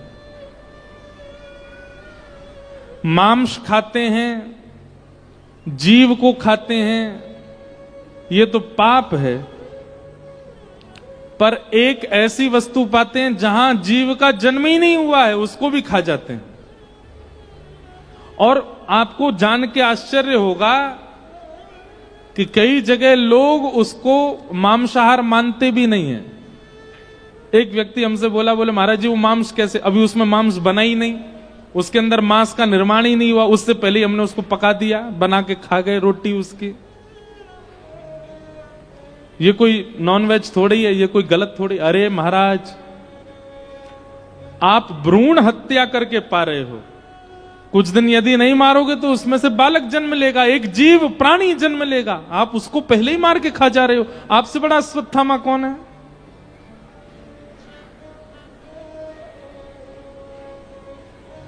और एक बात बताएं, जीवितों को मारने वाले राक्षसों को तो भगवान ने मार दिया, पर भ्रूण में मारने वाले बालक को, अश्वत्थामा को, ठाकुर जी ने स्पर्श तक नहीं किया। स्पर्श नहीं मतलब इतना अपवित्र है, भगवान कहते हैं इसको स्वर्ग में भी जगह नहीं है, इसके लिए नरक में भी जगह नहीं है, इसको तो यही पृथ्वी पर ही पड़ा रहने दो। आज तक अश्वत्थामा अमर अवस्था में जीवित है, लेकिन ऐसा जीवन किस काम का? वो प्रसन्न नहीं है, वो सुख नहीं है, वो अत्यंत दुख में है। उनके लिए नरक यही पृथ्वी पर ही प्रकट कर दिया भगवान ने। कम से कम रावण, कुंभकर्ण, कंस आदि इतने भाग्यशाली तो थे कि भगवान के हाथों इनको मरना पड़ा। अश्वत्थामा को तो देखा तक नहीं भगवान ने। क्यों? गर्व के मालक को मारने का प्रयास किया। हमारी आपसे प्रार्थना, वैसे तो वैष्णव को प्याज लहसुन भी नहीं खानी चाहिए, पर आप लोग वहां तक भी छूट है आपको, लेकिन कम से कम मांस सेवन तो मत कीजिए। कम से कम किसी जीव की हत्या तो मत कीजिए। ये संकल्प ले लीजिए, हम आपसे प्रार्थना कर रहे हैं, ये बहुत आवश्यक है। कई लोग कहते हैं हम मांस नहीं खाते, पर हां वो सफेद सफेद वो तो खाते हैं। अश्वत्थामा मत बनो। और अगर आज तक पाया है, आगे मत पाइए। और जिन जिन को आपने पा लिया है, जो जो आपके गर्भ से वैकुंठ चले गए हैं, आपके गर्भ में जाकर के आपके दांतों से बेचारे काटे गए, आपके गर्भ में जाकर के फिर प्रस्थान किए हैं, उन सब के लिए हर महीना कुछ कर दिया करें। वृंदावन जाकर के, कहीं जाकर के कुछ उनके लिए पुण्य हो। जो भी हमसे अपराध हुआ, हमारे द्वारा जिनकी हत्या हुई। अच्छा एक बात और, बड़े बड़े विचित्र लोग हैं। एक व्यक्ति मुझसे बोला महाराज जी हम तो केवल खाते हैं, हत्या तो कोई और करता है, उसकी पाप तो उसको लगेगा ना। अब भाई जब उसने मार ही दिया, हत्या करके उसके हाथ पांव अलग कर ही दिया, वो बेचारे सड़ जाएंगे इसलिए हम खा लेते हैं। मैंने वाह भाई, जय हो, धन्य है तुम, कितने बड़े परोपकार का काम किया। तुम नहीं खाते तो बेचारा सड़ जाता वो। एक बार बंबई में मेरी कथा थी तो वहां एक व्यक्ति आया, बोला महाराज जी हम लोग मच्छी खाते हैं। मैंने क्यों खाते हो भाई? बोले आपको नहीं पता हम बहुत बड़ा परोपकार का काम कर रहे हैं। मैंने कहा क्या काम कर रहे हो? बोले हमारा गांव है गंगा जी के किनारे। मैंने कहा अच्छा। मैंने कहा कहां है? बोले बिहार में है हमारा गांव, हमारे गांव से ही गंगा जी जाती हैं। मैंने कहा तो?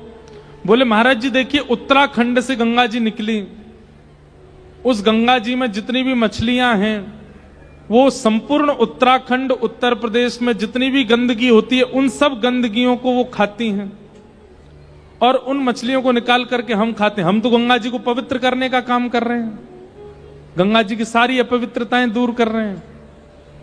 मैंने कहा भाई चरण कहां है तुम्हारे? तुम नहीं खाओगे तो गंगा जी तो बेचारी बिल्कुल मटमैली हो जाएंगी, विष बन जाएगा गंगा जी में। मांस खाने वाला व्यक्ति किस हद तक पहुंच जाता है। कुछ दिन पहले मैंने एक वीडियो देखा, उसमें लोग बोल रहे थे बोले शाकाहारी लोग कहते हैं बोले जीव को मत खाओ, उसको काटने पर बहुत दर्द होता है उसको। हां जैसे कि तुम लोग पेड़ काटते हो, पेड़ को तो दर्द होता ही नहीं।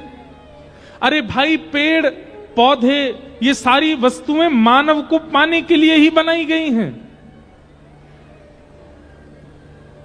गेहूं को अगर नहीं पाया जाएगा तो वह विषैला बन जाएगा। ये तो मानव जीवित करने के लिए, जीवन जीने के लिए शाकाहार बनाया गया। उनका तो निर्माण ही इसीलिए किया गया है कि हम मानव पा सकें। जानवरों को इसलिए थोड़ी बनाया गया है कि सब पा सकें उनको। और भागवत जी में ऐसा वर्णन है, वो समय दूर नहीं, घनघोर कलिकाल में जब संसार में प्राणी नहीं बचेंगे, जब संसार में एक भी व्यक्ति जीवित नहीं बचेगा, जब केवल मानव बचे होंगे, तब स्थिति ऐसी होगी कि कोई मरने की अवस्था में मानव आ जाएगा ना तो बाकी के मानवों के जीव में पानी आ जाया करेगा। अब ये मरने वाला, जल्दी मरे, इसको खा जाएंगे हम, ऐसी स्थिति आ जाएगी। हमारे भारत के पड़ोस में एक देश है, इधर वाला नहीं उधर वाला, एक इधर भी पड़ोस में है ना, एक उधर भी है, एक पड़ोस में, नाम नहीं लूंगा मैं।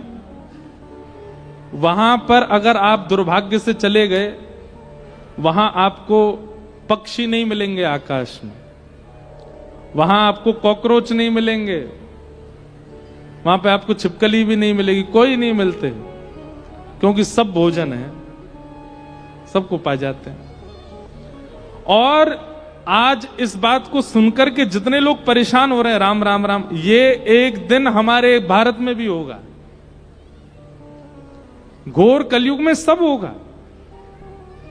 इसलिए हम तो यही प्रार्थना कर रहे हैं, यहां जितने लोग बैठे हैं, कम से कम आप लोग ही मांस तो मत खाइए और ये भ्रूण हत्या मत कीजिए। गर्भ के बालक को मार करके तवा पे पका के खा जाते हैं, नहीं, ये मत कीजिए।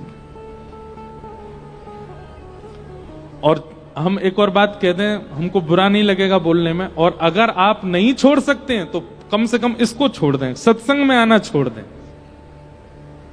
एक पक्ष के रहो, एक जगह के रहो। एक पांव वहां भी धर रखा है, एक पांव यहां भी धर रखा है, ये गड़बड़ी वाला काम मत कीजिए। या तो वहीं के रहिए, पूर्ण रूपेण सारी चीजों को भोगिए, और यहां आ गए तो फिर यहीं के रहिए, वहां मत जाइए। ये क्या बात हुई कि भारत में भी खेलना है, पाकिस्तान में भी खेलना है? ऐसे थोड़े, एक जगह के रहो। और एक बात और कहें हम, जो व्यक्ति दोनों पक्षों में रहता है, थोड़ा थोड़ा संसार में भी रहता है और थोड़ा थोड़ा आध्यात्म में भी रहता है, ऐसे व्यक्ति की गति ये कभी भगवत प्राप्ति नहीं कर पाते, कभी भगवत प्राप्ति नहीं कर पाते। इनकी मझधार बीच में ही अटकी रह जाती है, क्योंकि इनका निष्कर्ष भगवान निकाल ही नहीं पाते। क्या कहें, सुबह तो हरि हरि कहा है, सुबह तो राधे राधे कहा है, रात में जाकर के पूरी बोतल पी है, तो अब इनका निर्णय कैसे लिया जाए? बल्कि इनको तो पापियों से भी ज्यादा पाप लगता है। बोले उसने तो बिना राधे राधे बोले पी थी, तेने तो राधे राधे बोल के पी है, तुझे और ज्यादा पाप लगेगा। उसने तो बिना कथा सुने खाया है, तेने तो कथा सुन के खाया है, तुझे तो और पाप लगेगा। घर के दो बच्चे गलती करें, बड़ा बच्चा गलती करे, छोटा बच्चा गलती करे, पिटाई ज्यादा किसकी होती है? बड़े की होती है। क्यों? बड़े को मां इसलिए पीटती है, बोले क्यों रे, तू बड़ा है, तेरे पास बुद्धि है, तू सब जानता है, वो तो छोटा है। ठीक वैसे ही जो पाप ही कर रहे हैं, कथा नहीं सुनते, नाम जप नहीं करते, उनको दंड मिलेगा, पर इतना बड़ा नहीं मिलेगा, क्योंकि उन्होंने कभी सत्संग किया ही नहीं। पर आप तो सत्संग भी कर रहे हो और उसके बाद भी पाप कर रहे हो। ठाकुर जी ज्यादा नाराज हो जाएंगे, इसलिए एक पक्षीय रहो। और सब्जियों में कुछ भी पाइए, प्याज लहसुन तक भी धीमे धीमे प्रयास करना छोड़ दो। नहीं छोड़ पा रहे तो कोई पाप नहीं लगेगा आपको, पर ये तो नहीं खाना है, नहीं खाना है, नहीं खाना है। ये खाना ही नहीं है, ये भोजन ही नहीं है। वो जीव है, वो प्राणी है, वो प्राण है, उसको नहीं मारिए। अश्वत्थामा, उसने मन में विचार किया कि द्रौपदी के 5 पुत्र मर गए, पर पांडवों की बहू उत्तरा अभी गर्भवती है, उसका बालक यदि मैंने मार दिया गर्भ में ही, तो इन पांडवों के यहां जल देने वाला नहीं बचेगा कोई। और जैसे ही अश्वत्थामा ने बाण छोड़ा, उत्तरा के गर्भ के बालक को मारने के लिए ब्रह्मास्त्र छोड़ा, उत्तरा दौड़ी दौड़ी भगवान के श्री चरणों की ओर भागी है। पाहि पाहि महायोगिन देवदेव जगत्पते,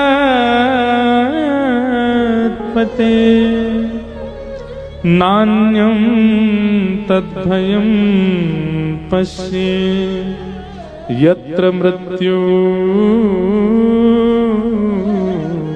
परस्परम।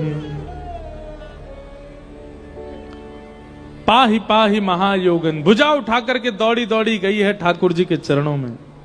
हे नाथ, मुझे भले ही कुछ भी हो जाए, पर मेरे गर्भ के बालक को बचा लीजिए। ठाकुर जी के चरणों में भुजा उठा करके समर्पित हुई जैसे उत्तरा। द्वारिकाधीश एक रूप से तो बाहर खड़े थे, दूसरे रूप धारण करके ठाकुर जी ने अंगुष्ठ मात्र रूप धारण किया और अपनी चक्रा नाम की गदा को लेकर के उत्तरा के गर्भ में प्रवेश करके अपनी द्रुत गति से गदा को घुमाया और गर्भ के बालक की अश्वत्थामा के ब्रह्मास्त्र से रक्षा हो गई, गर्भ के बालक को बचा लिया। बाहर जैसे ही पता चला कि ब्रह्मास्त्र नष्ट हो गया, अच्छा देखो ठाकुर जी सामने ही खड़े थे, किसी को भी पता नहीं चला कि ठाकुर जी भीतर गए हैं और भीतर जाके रक्षा करके आए हैं। पर क्योंकि ठाकुर जी सामने खड़े और आकाश में ब्रह्मास्त्र नष्ट हो गया, तो सबने तालियां बजाई, सबने जय जयकार करी, सब कहने लगे जय हो द्वारिकाधीश की जय हो, बाल कृष्ण प्रभु की जय हो, आपने उत्तरा की रक्षा कर दी, ब्रह्मास्त्र नष्ट हो गया आकाश में। तो ठाकुर जी बोले, ए पांडवों, मैं तुम्हारे सामने खड़ा हूं, मैं कहीं नहीं गया हूं, मैं हिला भी नहीं अपनी स्थिति से, और ये ब्रह्मास्त्र आकाश में नष्ट हो गया। जरूरी थोड़ी है कि सारे कर्म मैं ही करता हूं। सही पूछो तो ये उत्तरा का भजन बल है, उत्तरा का पातिव्रत बल है, उत्तरा का तप बल है कि उसके भजन बल, तप बल, पातिव्रत बल से ब्रह्मास्त्र उसको छू भी नहीं पाया। ये मेरा बल नहीं है, ये उत्तरा का बल है। ये ठाकुर जी का स्वभाव है। रक्षा तो ठाकुर जी ने ही की है, पर ठाकुर जी क्या करते हैं, रक्षा करने के बाद भी श्रेय आपको ही दे देते हैं। रक्षा करने के बाद भी सारा क्रेडिट आपको ही दे देते हैं। ये ठाकुर जी का स्वभाव है। अब जितने भी पांडव भगवान की जय जयकार कर रहे थे, वहां खड़े लोग जितने भी ठाकुर जी की सराहना कर रहे थे, सब कहने लगे वाह उत्तरा, तुम्हारे पातिव्रत बल को, तुम्हारे धर्म बल को, तुम्हारे इस तप बल को हम प्रणाम करते हैं। लेकिन दूर खड़ी हुई कुंती बुआ वो समझ गई, बोले ये उत्तरा का बल नहीं है, ये रक्षा ठाकुर जी ने ही की है। लेकिन ये ठाकुर जी का स्वभाव है, करने के बाद सारा श्रेय कर्ता को दे देते हैं, सन्मुख खड़े व्यक्ति को दे देते हैं, स्वयं अपने ऊपर कभी कोई बात नहीं लेते। आपने 7 दिन तक एक आसन पर बैठ करके कथा सुन ली, आप विश्वास मानिएगा 8वें दिन आपको सूक्ष्म अहंकार हो जाएगा। मैंने 7 दिन बेनागा व्यास जी से पहले आके बैठ करके एक ही आसन पर और पूरी कथा सुन ली। अरे नवरात्रि का 9 दिन व्रत रख लेते हैं तो 10वें दिन हमको अहंकार हो जाता है। 9 दिन पता है केवल फलाहार खा के रहा हूं मैं। एक महीना श्रावण का अगर व्रत कर लें तो हमको अभिमान हो जाता है। नित्य तिलक लगा करके रह लें, नित्य माला जप कर लें, नित्य एकादशी का व्रत कर लें तो हमको अभिमान हो जाता है। हमने किया नहीं, ये सब ठाकुर जी करवाते हैं। उन्हीं की कृपा है कि हम कर पा रहे हैं, और जो नहीं कर पाते हैं उनका दुर्भाग्य है, ठाकुर जी की कृपा नहीं है। भाई सब एकादशी कर सकते हैं पर कुछ वर्ग के लोग नहीं कर पाते, उनसे हो ही नहीं पाती। क्यों? ठाकुर जी की इच्छा नहीं है, ठाकुर जी की कृपा नहीं। आप पर कृपा इसलिए आप कर पा रहे हो, इसलिए आप सुन पा रहे हो, इसलिए मैं बोल पा रहा हूं।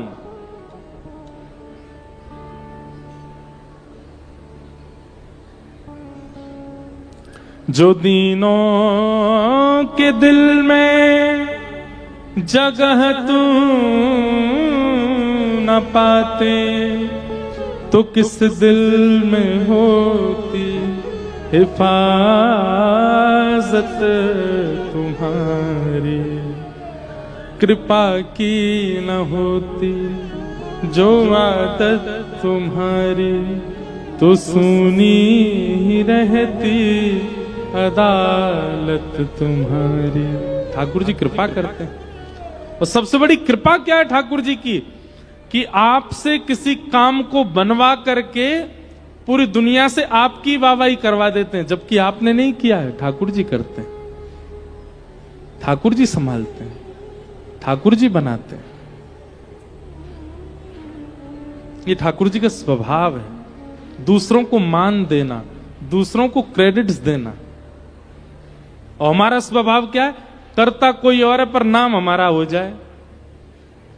कई बार वो होता है, आप लोगों को पता नहीं अंदाजा है, हमको तो है, अखबारों में न्यूज आती है ना,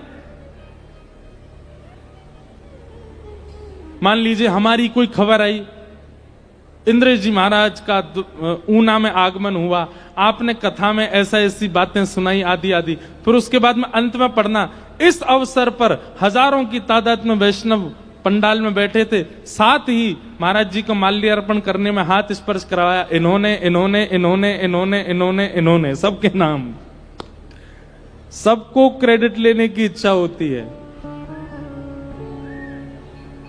ठाकुर जी की नहीं होती। ठाकुर जी देते हैं, दूसरों को ही दे देते हैं। महाभारत युद्ध के अंत में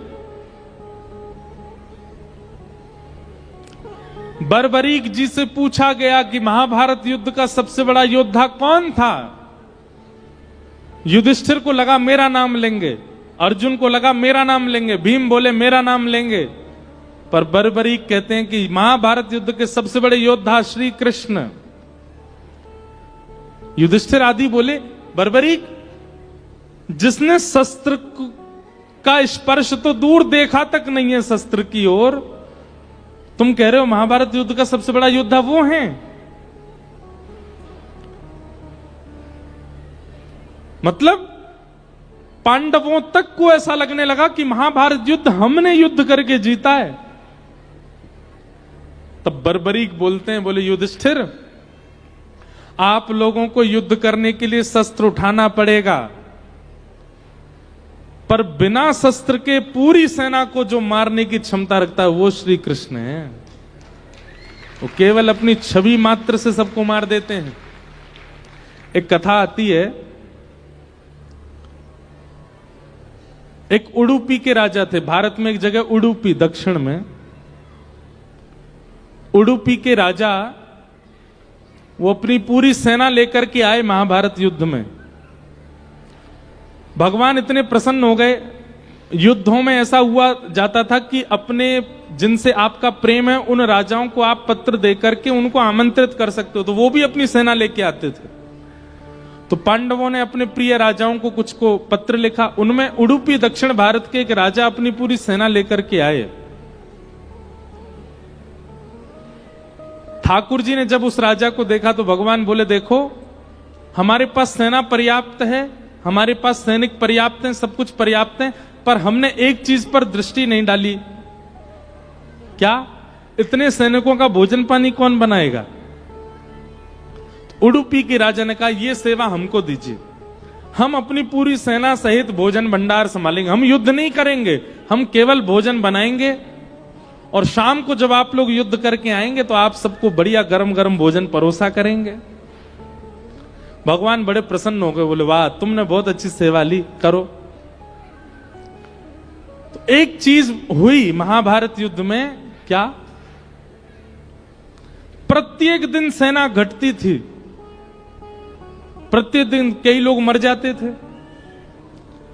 पर वो उडुपी के राजा और उनकी सेना भोजन बनाती थी तो वो उतना ही बनता था जितने लोग होते थे। मतलब घटने के बाद भी कभी बढ़ता ज्यादा नहीं था। अंतिम पंक्ति जब बैठती थी प्रसाद पाने के लिए, उसमें सारी कढ़ाइयां साफ हो जाती थी। भगवान ने जब इस दृश्य को देखा तो एक दिन ठाकुर जी बोले भैया एक बात बताओ, तुम्हारी कला हमने देखी, बोले जितनी सेना घटती गई तुम उतना ही भोजन बनाते थे, कैसे? तुमको कैसे पता चलता था आज कितनी सेना बचेगी? तो उडुपी के उस राजा ने कहा, बोले कि मैं रात्रि में भगवान श्री कृष्ण के कक्ष में, शिविर में एक थाल में चने रख देता था, एक कटोरी में चने रख देता था और वो चने गिन के रख के आता था। और सुबह जब वो चने लेकर के आता था, जब आप लोग युद्ध पे चले जाते तो मैं गिनता था, उनमें जितने चने कम होते थे मैं समझ जाता था कि आज उतनी सेना के लोग कम होने वाले हैं, क्योंकि रात भर श्री कृष्ण ने मंत्रणा बनाई है, आज ये जाएंगे, आज ये जाएंगे, आज ये जाएंगे, ये ऐसे जाएंगे, ये ऐसे जाएंगे। इसका मतलब क्या है? युद्ध अर्जुन युधिष्ठिर आदि नहीं कर रहे हैं, युद्ध तो रात में श्री कृष्ण पहले ही डिसाइड कर देते थे कि आज क्या क्या होगा, कौन कौन कैसे कैसे मरने वाला है। और बोले उन चनों से मुझे अंदाजा हो जाता था कि आज इतने लोग घटने वाले हैं, तो उसी हिसाब से भोजन बनता था, उतना ही भोजन बन पाता था। सब लोगों ने बड़ी सराहना की, भगवान इतने प्रसन्न हो गए उस उडुपी के राजा पे। फिर उसी राजा को आश्वासन देकर के ठाकुर जी ने वहां प्रस्थान गए भी उडुपी, वहां ठाकुर जी का एक मंदिर भी विद्यमान है, उस राजा के द्वारा ही निर्माण, ऐसा मैंने सुना। तो भगवान का स्वभाव क्या है? कर्ता आपको दिखा देंगे पूरी दुनिया को, पर किया आपने नहीं है, करवाने वाले श्री कृष्ण ही हैं। और हम लोग कैसे हैं? काम सबरा आप कर दो, फिर जब काम हो जाएगा तो तुम पीछे हट जाओ, हम हाथ लगा देंगे उसमें ताकि नाम हमारा हो जाए, हमने किया। घर में कई बहन भाई भी ऐसे होते हैं ना, जैसे बहन बढ़िया भोजन बनावे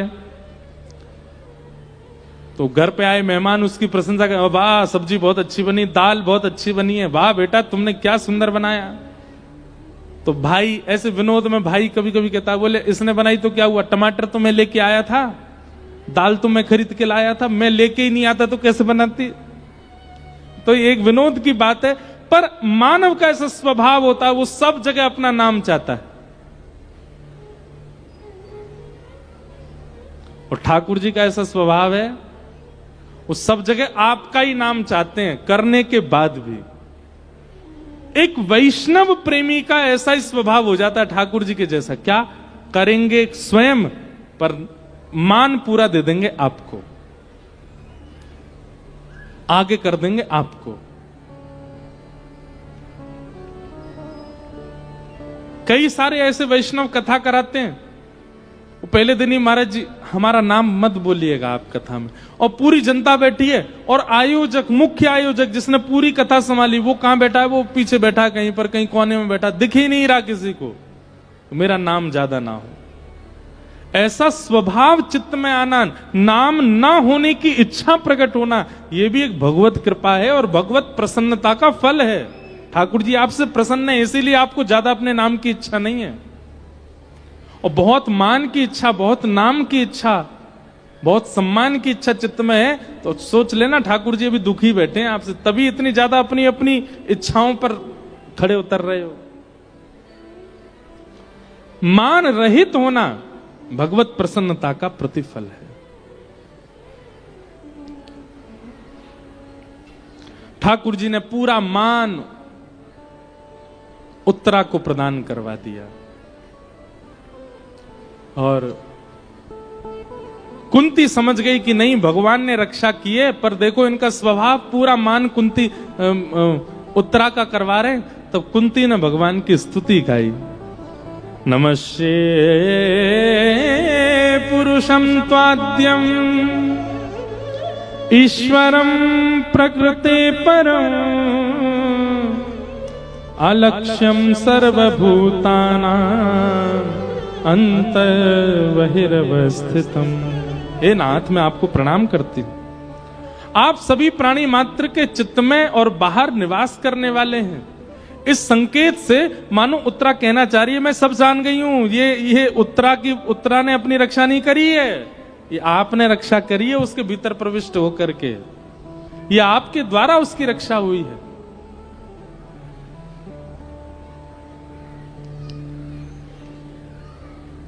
भगवान कुंती से कहते हैं, बुआ आप कह रही हो कि मैं परमात्मा हूं, मैं सब जगह निवास करता हूं, तो फिर मैं दिखता क्यों नहीं हूं? अगर मेरा वास सब जगह है तो मैं दृष्टिगोचर क्यों नहीं होता? भाई जो वस्तु सब जगह होती है तो दिखती है ना, मैं दिखता क्यों नहीं हूं? तब कुंती उत्तर देते हुए कह रही है कि माया जवनिका छन्ना आज्ञादोक्षजमव्ययम् न लक्ष्य से मूढ़ दृशा नटो नाट्य धरो यथा। हे नाथ, जिस प्रकार कठपुतली नृत्य करती है तो देखने में ऐसा लगता है कि कठपुतली नाच रही है, कठपुतली रो रही है, कठपुतली गिर रही है, कठपुतली हंस रही है, पर कठपुतली के पीछे एक पर्दा होता है। उस पर्दे को उठा के देखा जाए तो पीछे बैठा एक आदमी अपनी उंगली से उसको नचाता है। ठीक वैसे ही संसार कर्म करता हुआ दिखता है। इस संसार के पीछे माया का पर्दा है, उसके पीछे ठाकुर जी बैठ करके पूरे संसार को कर्म करवा रहे हैं। पर जिसके जीवन में गुरु आ जाते हैं, गुरु आते ही माया का पर्दा हटा देते हैं, तो गुरु आश्रित लोगों के दृष्टि में स्पष्ट हो जाता है मानव कुछ नहीं कर रहा है, सब ठाकुर जी करवा रहे हैं। ये गुरु आश्रय से स्पष्टीकरण होता है। आप हैं सब जगह पर आप दिखते क्यों नहीं? माया के कारण। अच्छा, माया किसको कहते हैं बंधुओं? माया नाम सब जानते हैं। आजकल के फैशनेबल लोग अपने टी शर्ट पे भी लिखाए घूमते, सब मोह माया है। एक मुझसे ही मिलने आया, उसी पे ही लिखा था सब मोह माया। मैंने अरे इधर आ, माया किसको कहते हैं? महाराज जी अच्छी लगी बात इसलिए पहन ली, ये नहीं पता माया है कौन। मैंने वाह, आजकल के आधुनिक बच्चे भी बड़े विचित्र हैं। बस बहती गंगा में सब हाथ धो रहे हैं, भेड़ चाल चल रहे हैं, जानते कुछ भी नहीं है। माया, माया किसको कहते हैं? संसार की ऐसी भोग्य वस्तु जो आपको अपनी ओर आकृष्ट करती है, वो माया है। संसार की ऐसी वस्तु जिसकी वजह से आप कथा से, जिसकी वजह से आप भजन से, जिसकी वजह से आप ठाकुर जी से दूर होना स्वीकार कर लेते हो, वो माया है। संसार की ऐसी वस्तु जिसके प्राप्ति में कितनी मेहनत हो रही है ये नहीं देखते आप, बस वो मिलनी चाहिए और उसके मिलने के बाद केवल उसको भोगा जाएगा, वो माया है।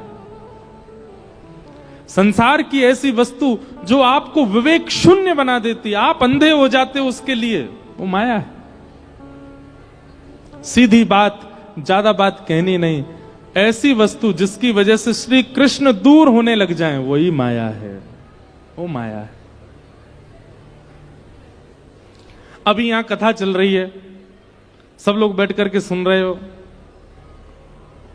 अभी हल्ला हो जाए, बाहर चौक में अमिताभ बच्चन खड़ा है, आधे लोग भाग जाएंगे। अमिताभ बच्चन जी उस समय माया है, सॉरी, हाँ उस समय। क्यों?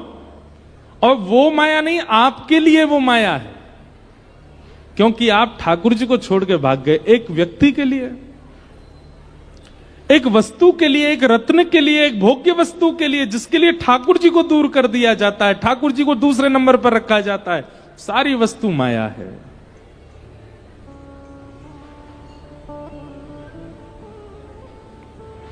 सबसे बड़ी माया तो ये है, सबसे बड़ी माया। आदमी रात में स्वयं भोजन करना भूल जाएगा, पर इसको चार्जिंग पे लगाना नहीं भूलता है। और सबसे ज्यादा कष्टदायी क्या होता है? रात में चार्जिंग में लगा के सुबह उठ के देखा स्विच तो ऑन ही नहीं किया था। अरे महाराज, उस समय ऐसा लगता है कि प्राण ही नहीं चले जाए हमारे। माया।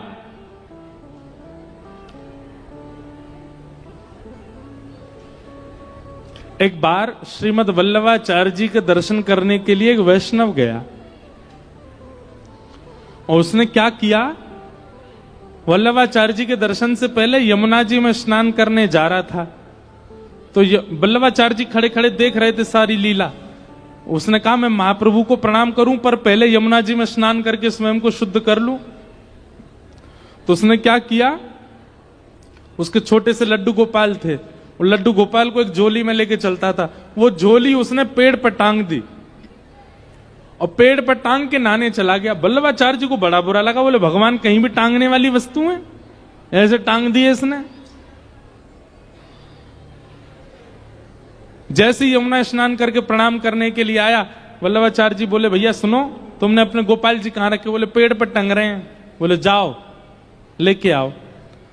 वल्लभाचार्य जी ने क्या किया? वहां पर असंख्य झोलियां प्रकट हो गईं और सारी झोलियों में लड्डू गोपाल।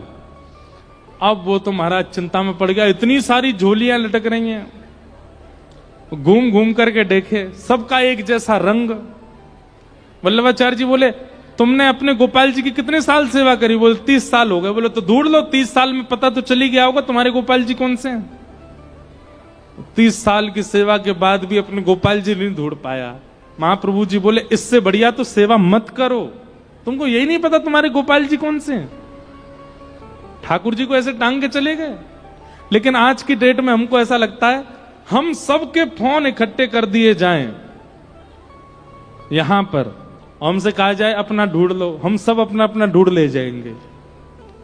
हमारी तत्परता, हमारी लगन, हमारा स्नेह इतना ज्यादा उसके प्रति, हमें कभी कभी लगता है कहना तो नहीं चाहिए पर कहने का मन होता। भक्ति कैसी हो?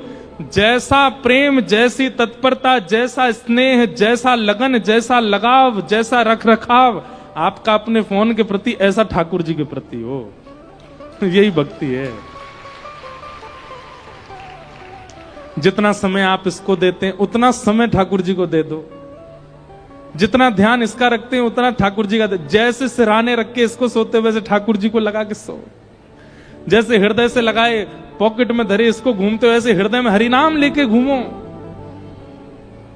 आज एक नई परिभाषा है, भक्ति कैसी हो? जैसी फोन के प्रति आपका स्नेह लगान है वैसी ठाकुर जी के प्रति हो जाए, आपको ठाकुर जी मिल जाएंगे, भगवत प्राप्ति हो जाएगी।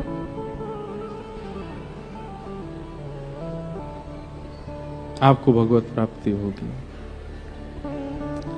जिन भेषा मेरो सावरो रीझे, जिन भेषा मेरो सावरो रीझे। अब मीराबाई ने केवल भेष कहा है, पर मेरा मन तो बहुत कुछ कहने का होता है। जिन कर्मों से सांवरो रीझे, जिस भोजन से सांवरा रीझे, जिस भेष से सांवरा रीझे, जिस स्थान से सांवरा रीझे, जैसे भी सांवरा रीझे, मैं सो ही भेष धरूंगी हो। मैं तो सो ही भेष धरूंगी, हाँ मैं तो सो ही भेष धरूंगी हो। मैं तो सो ही भेष धरूंगी हो। मैं बैरागन हूँ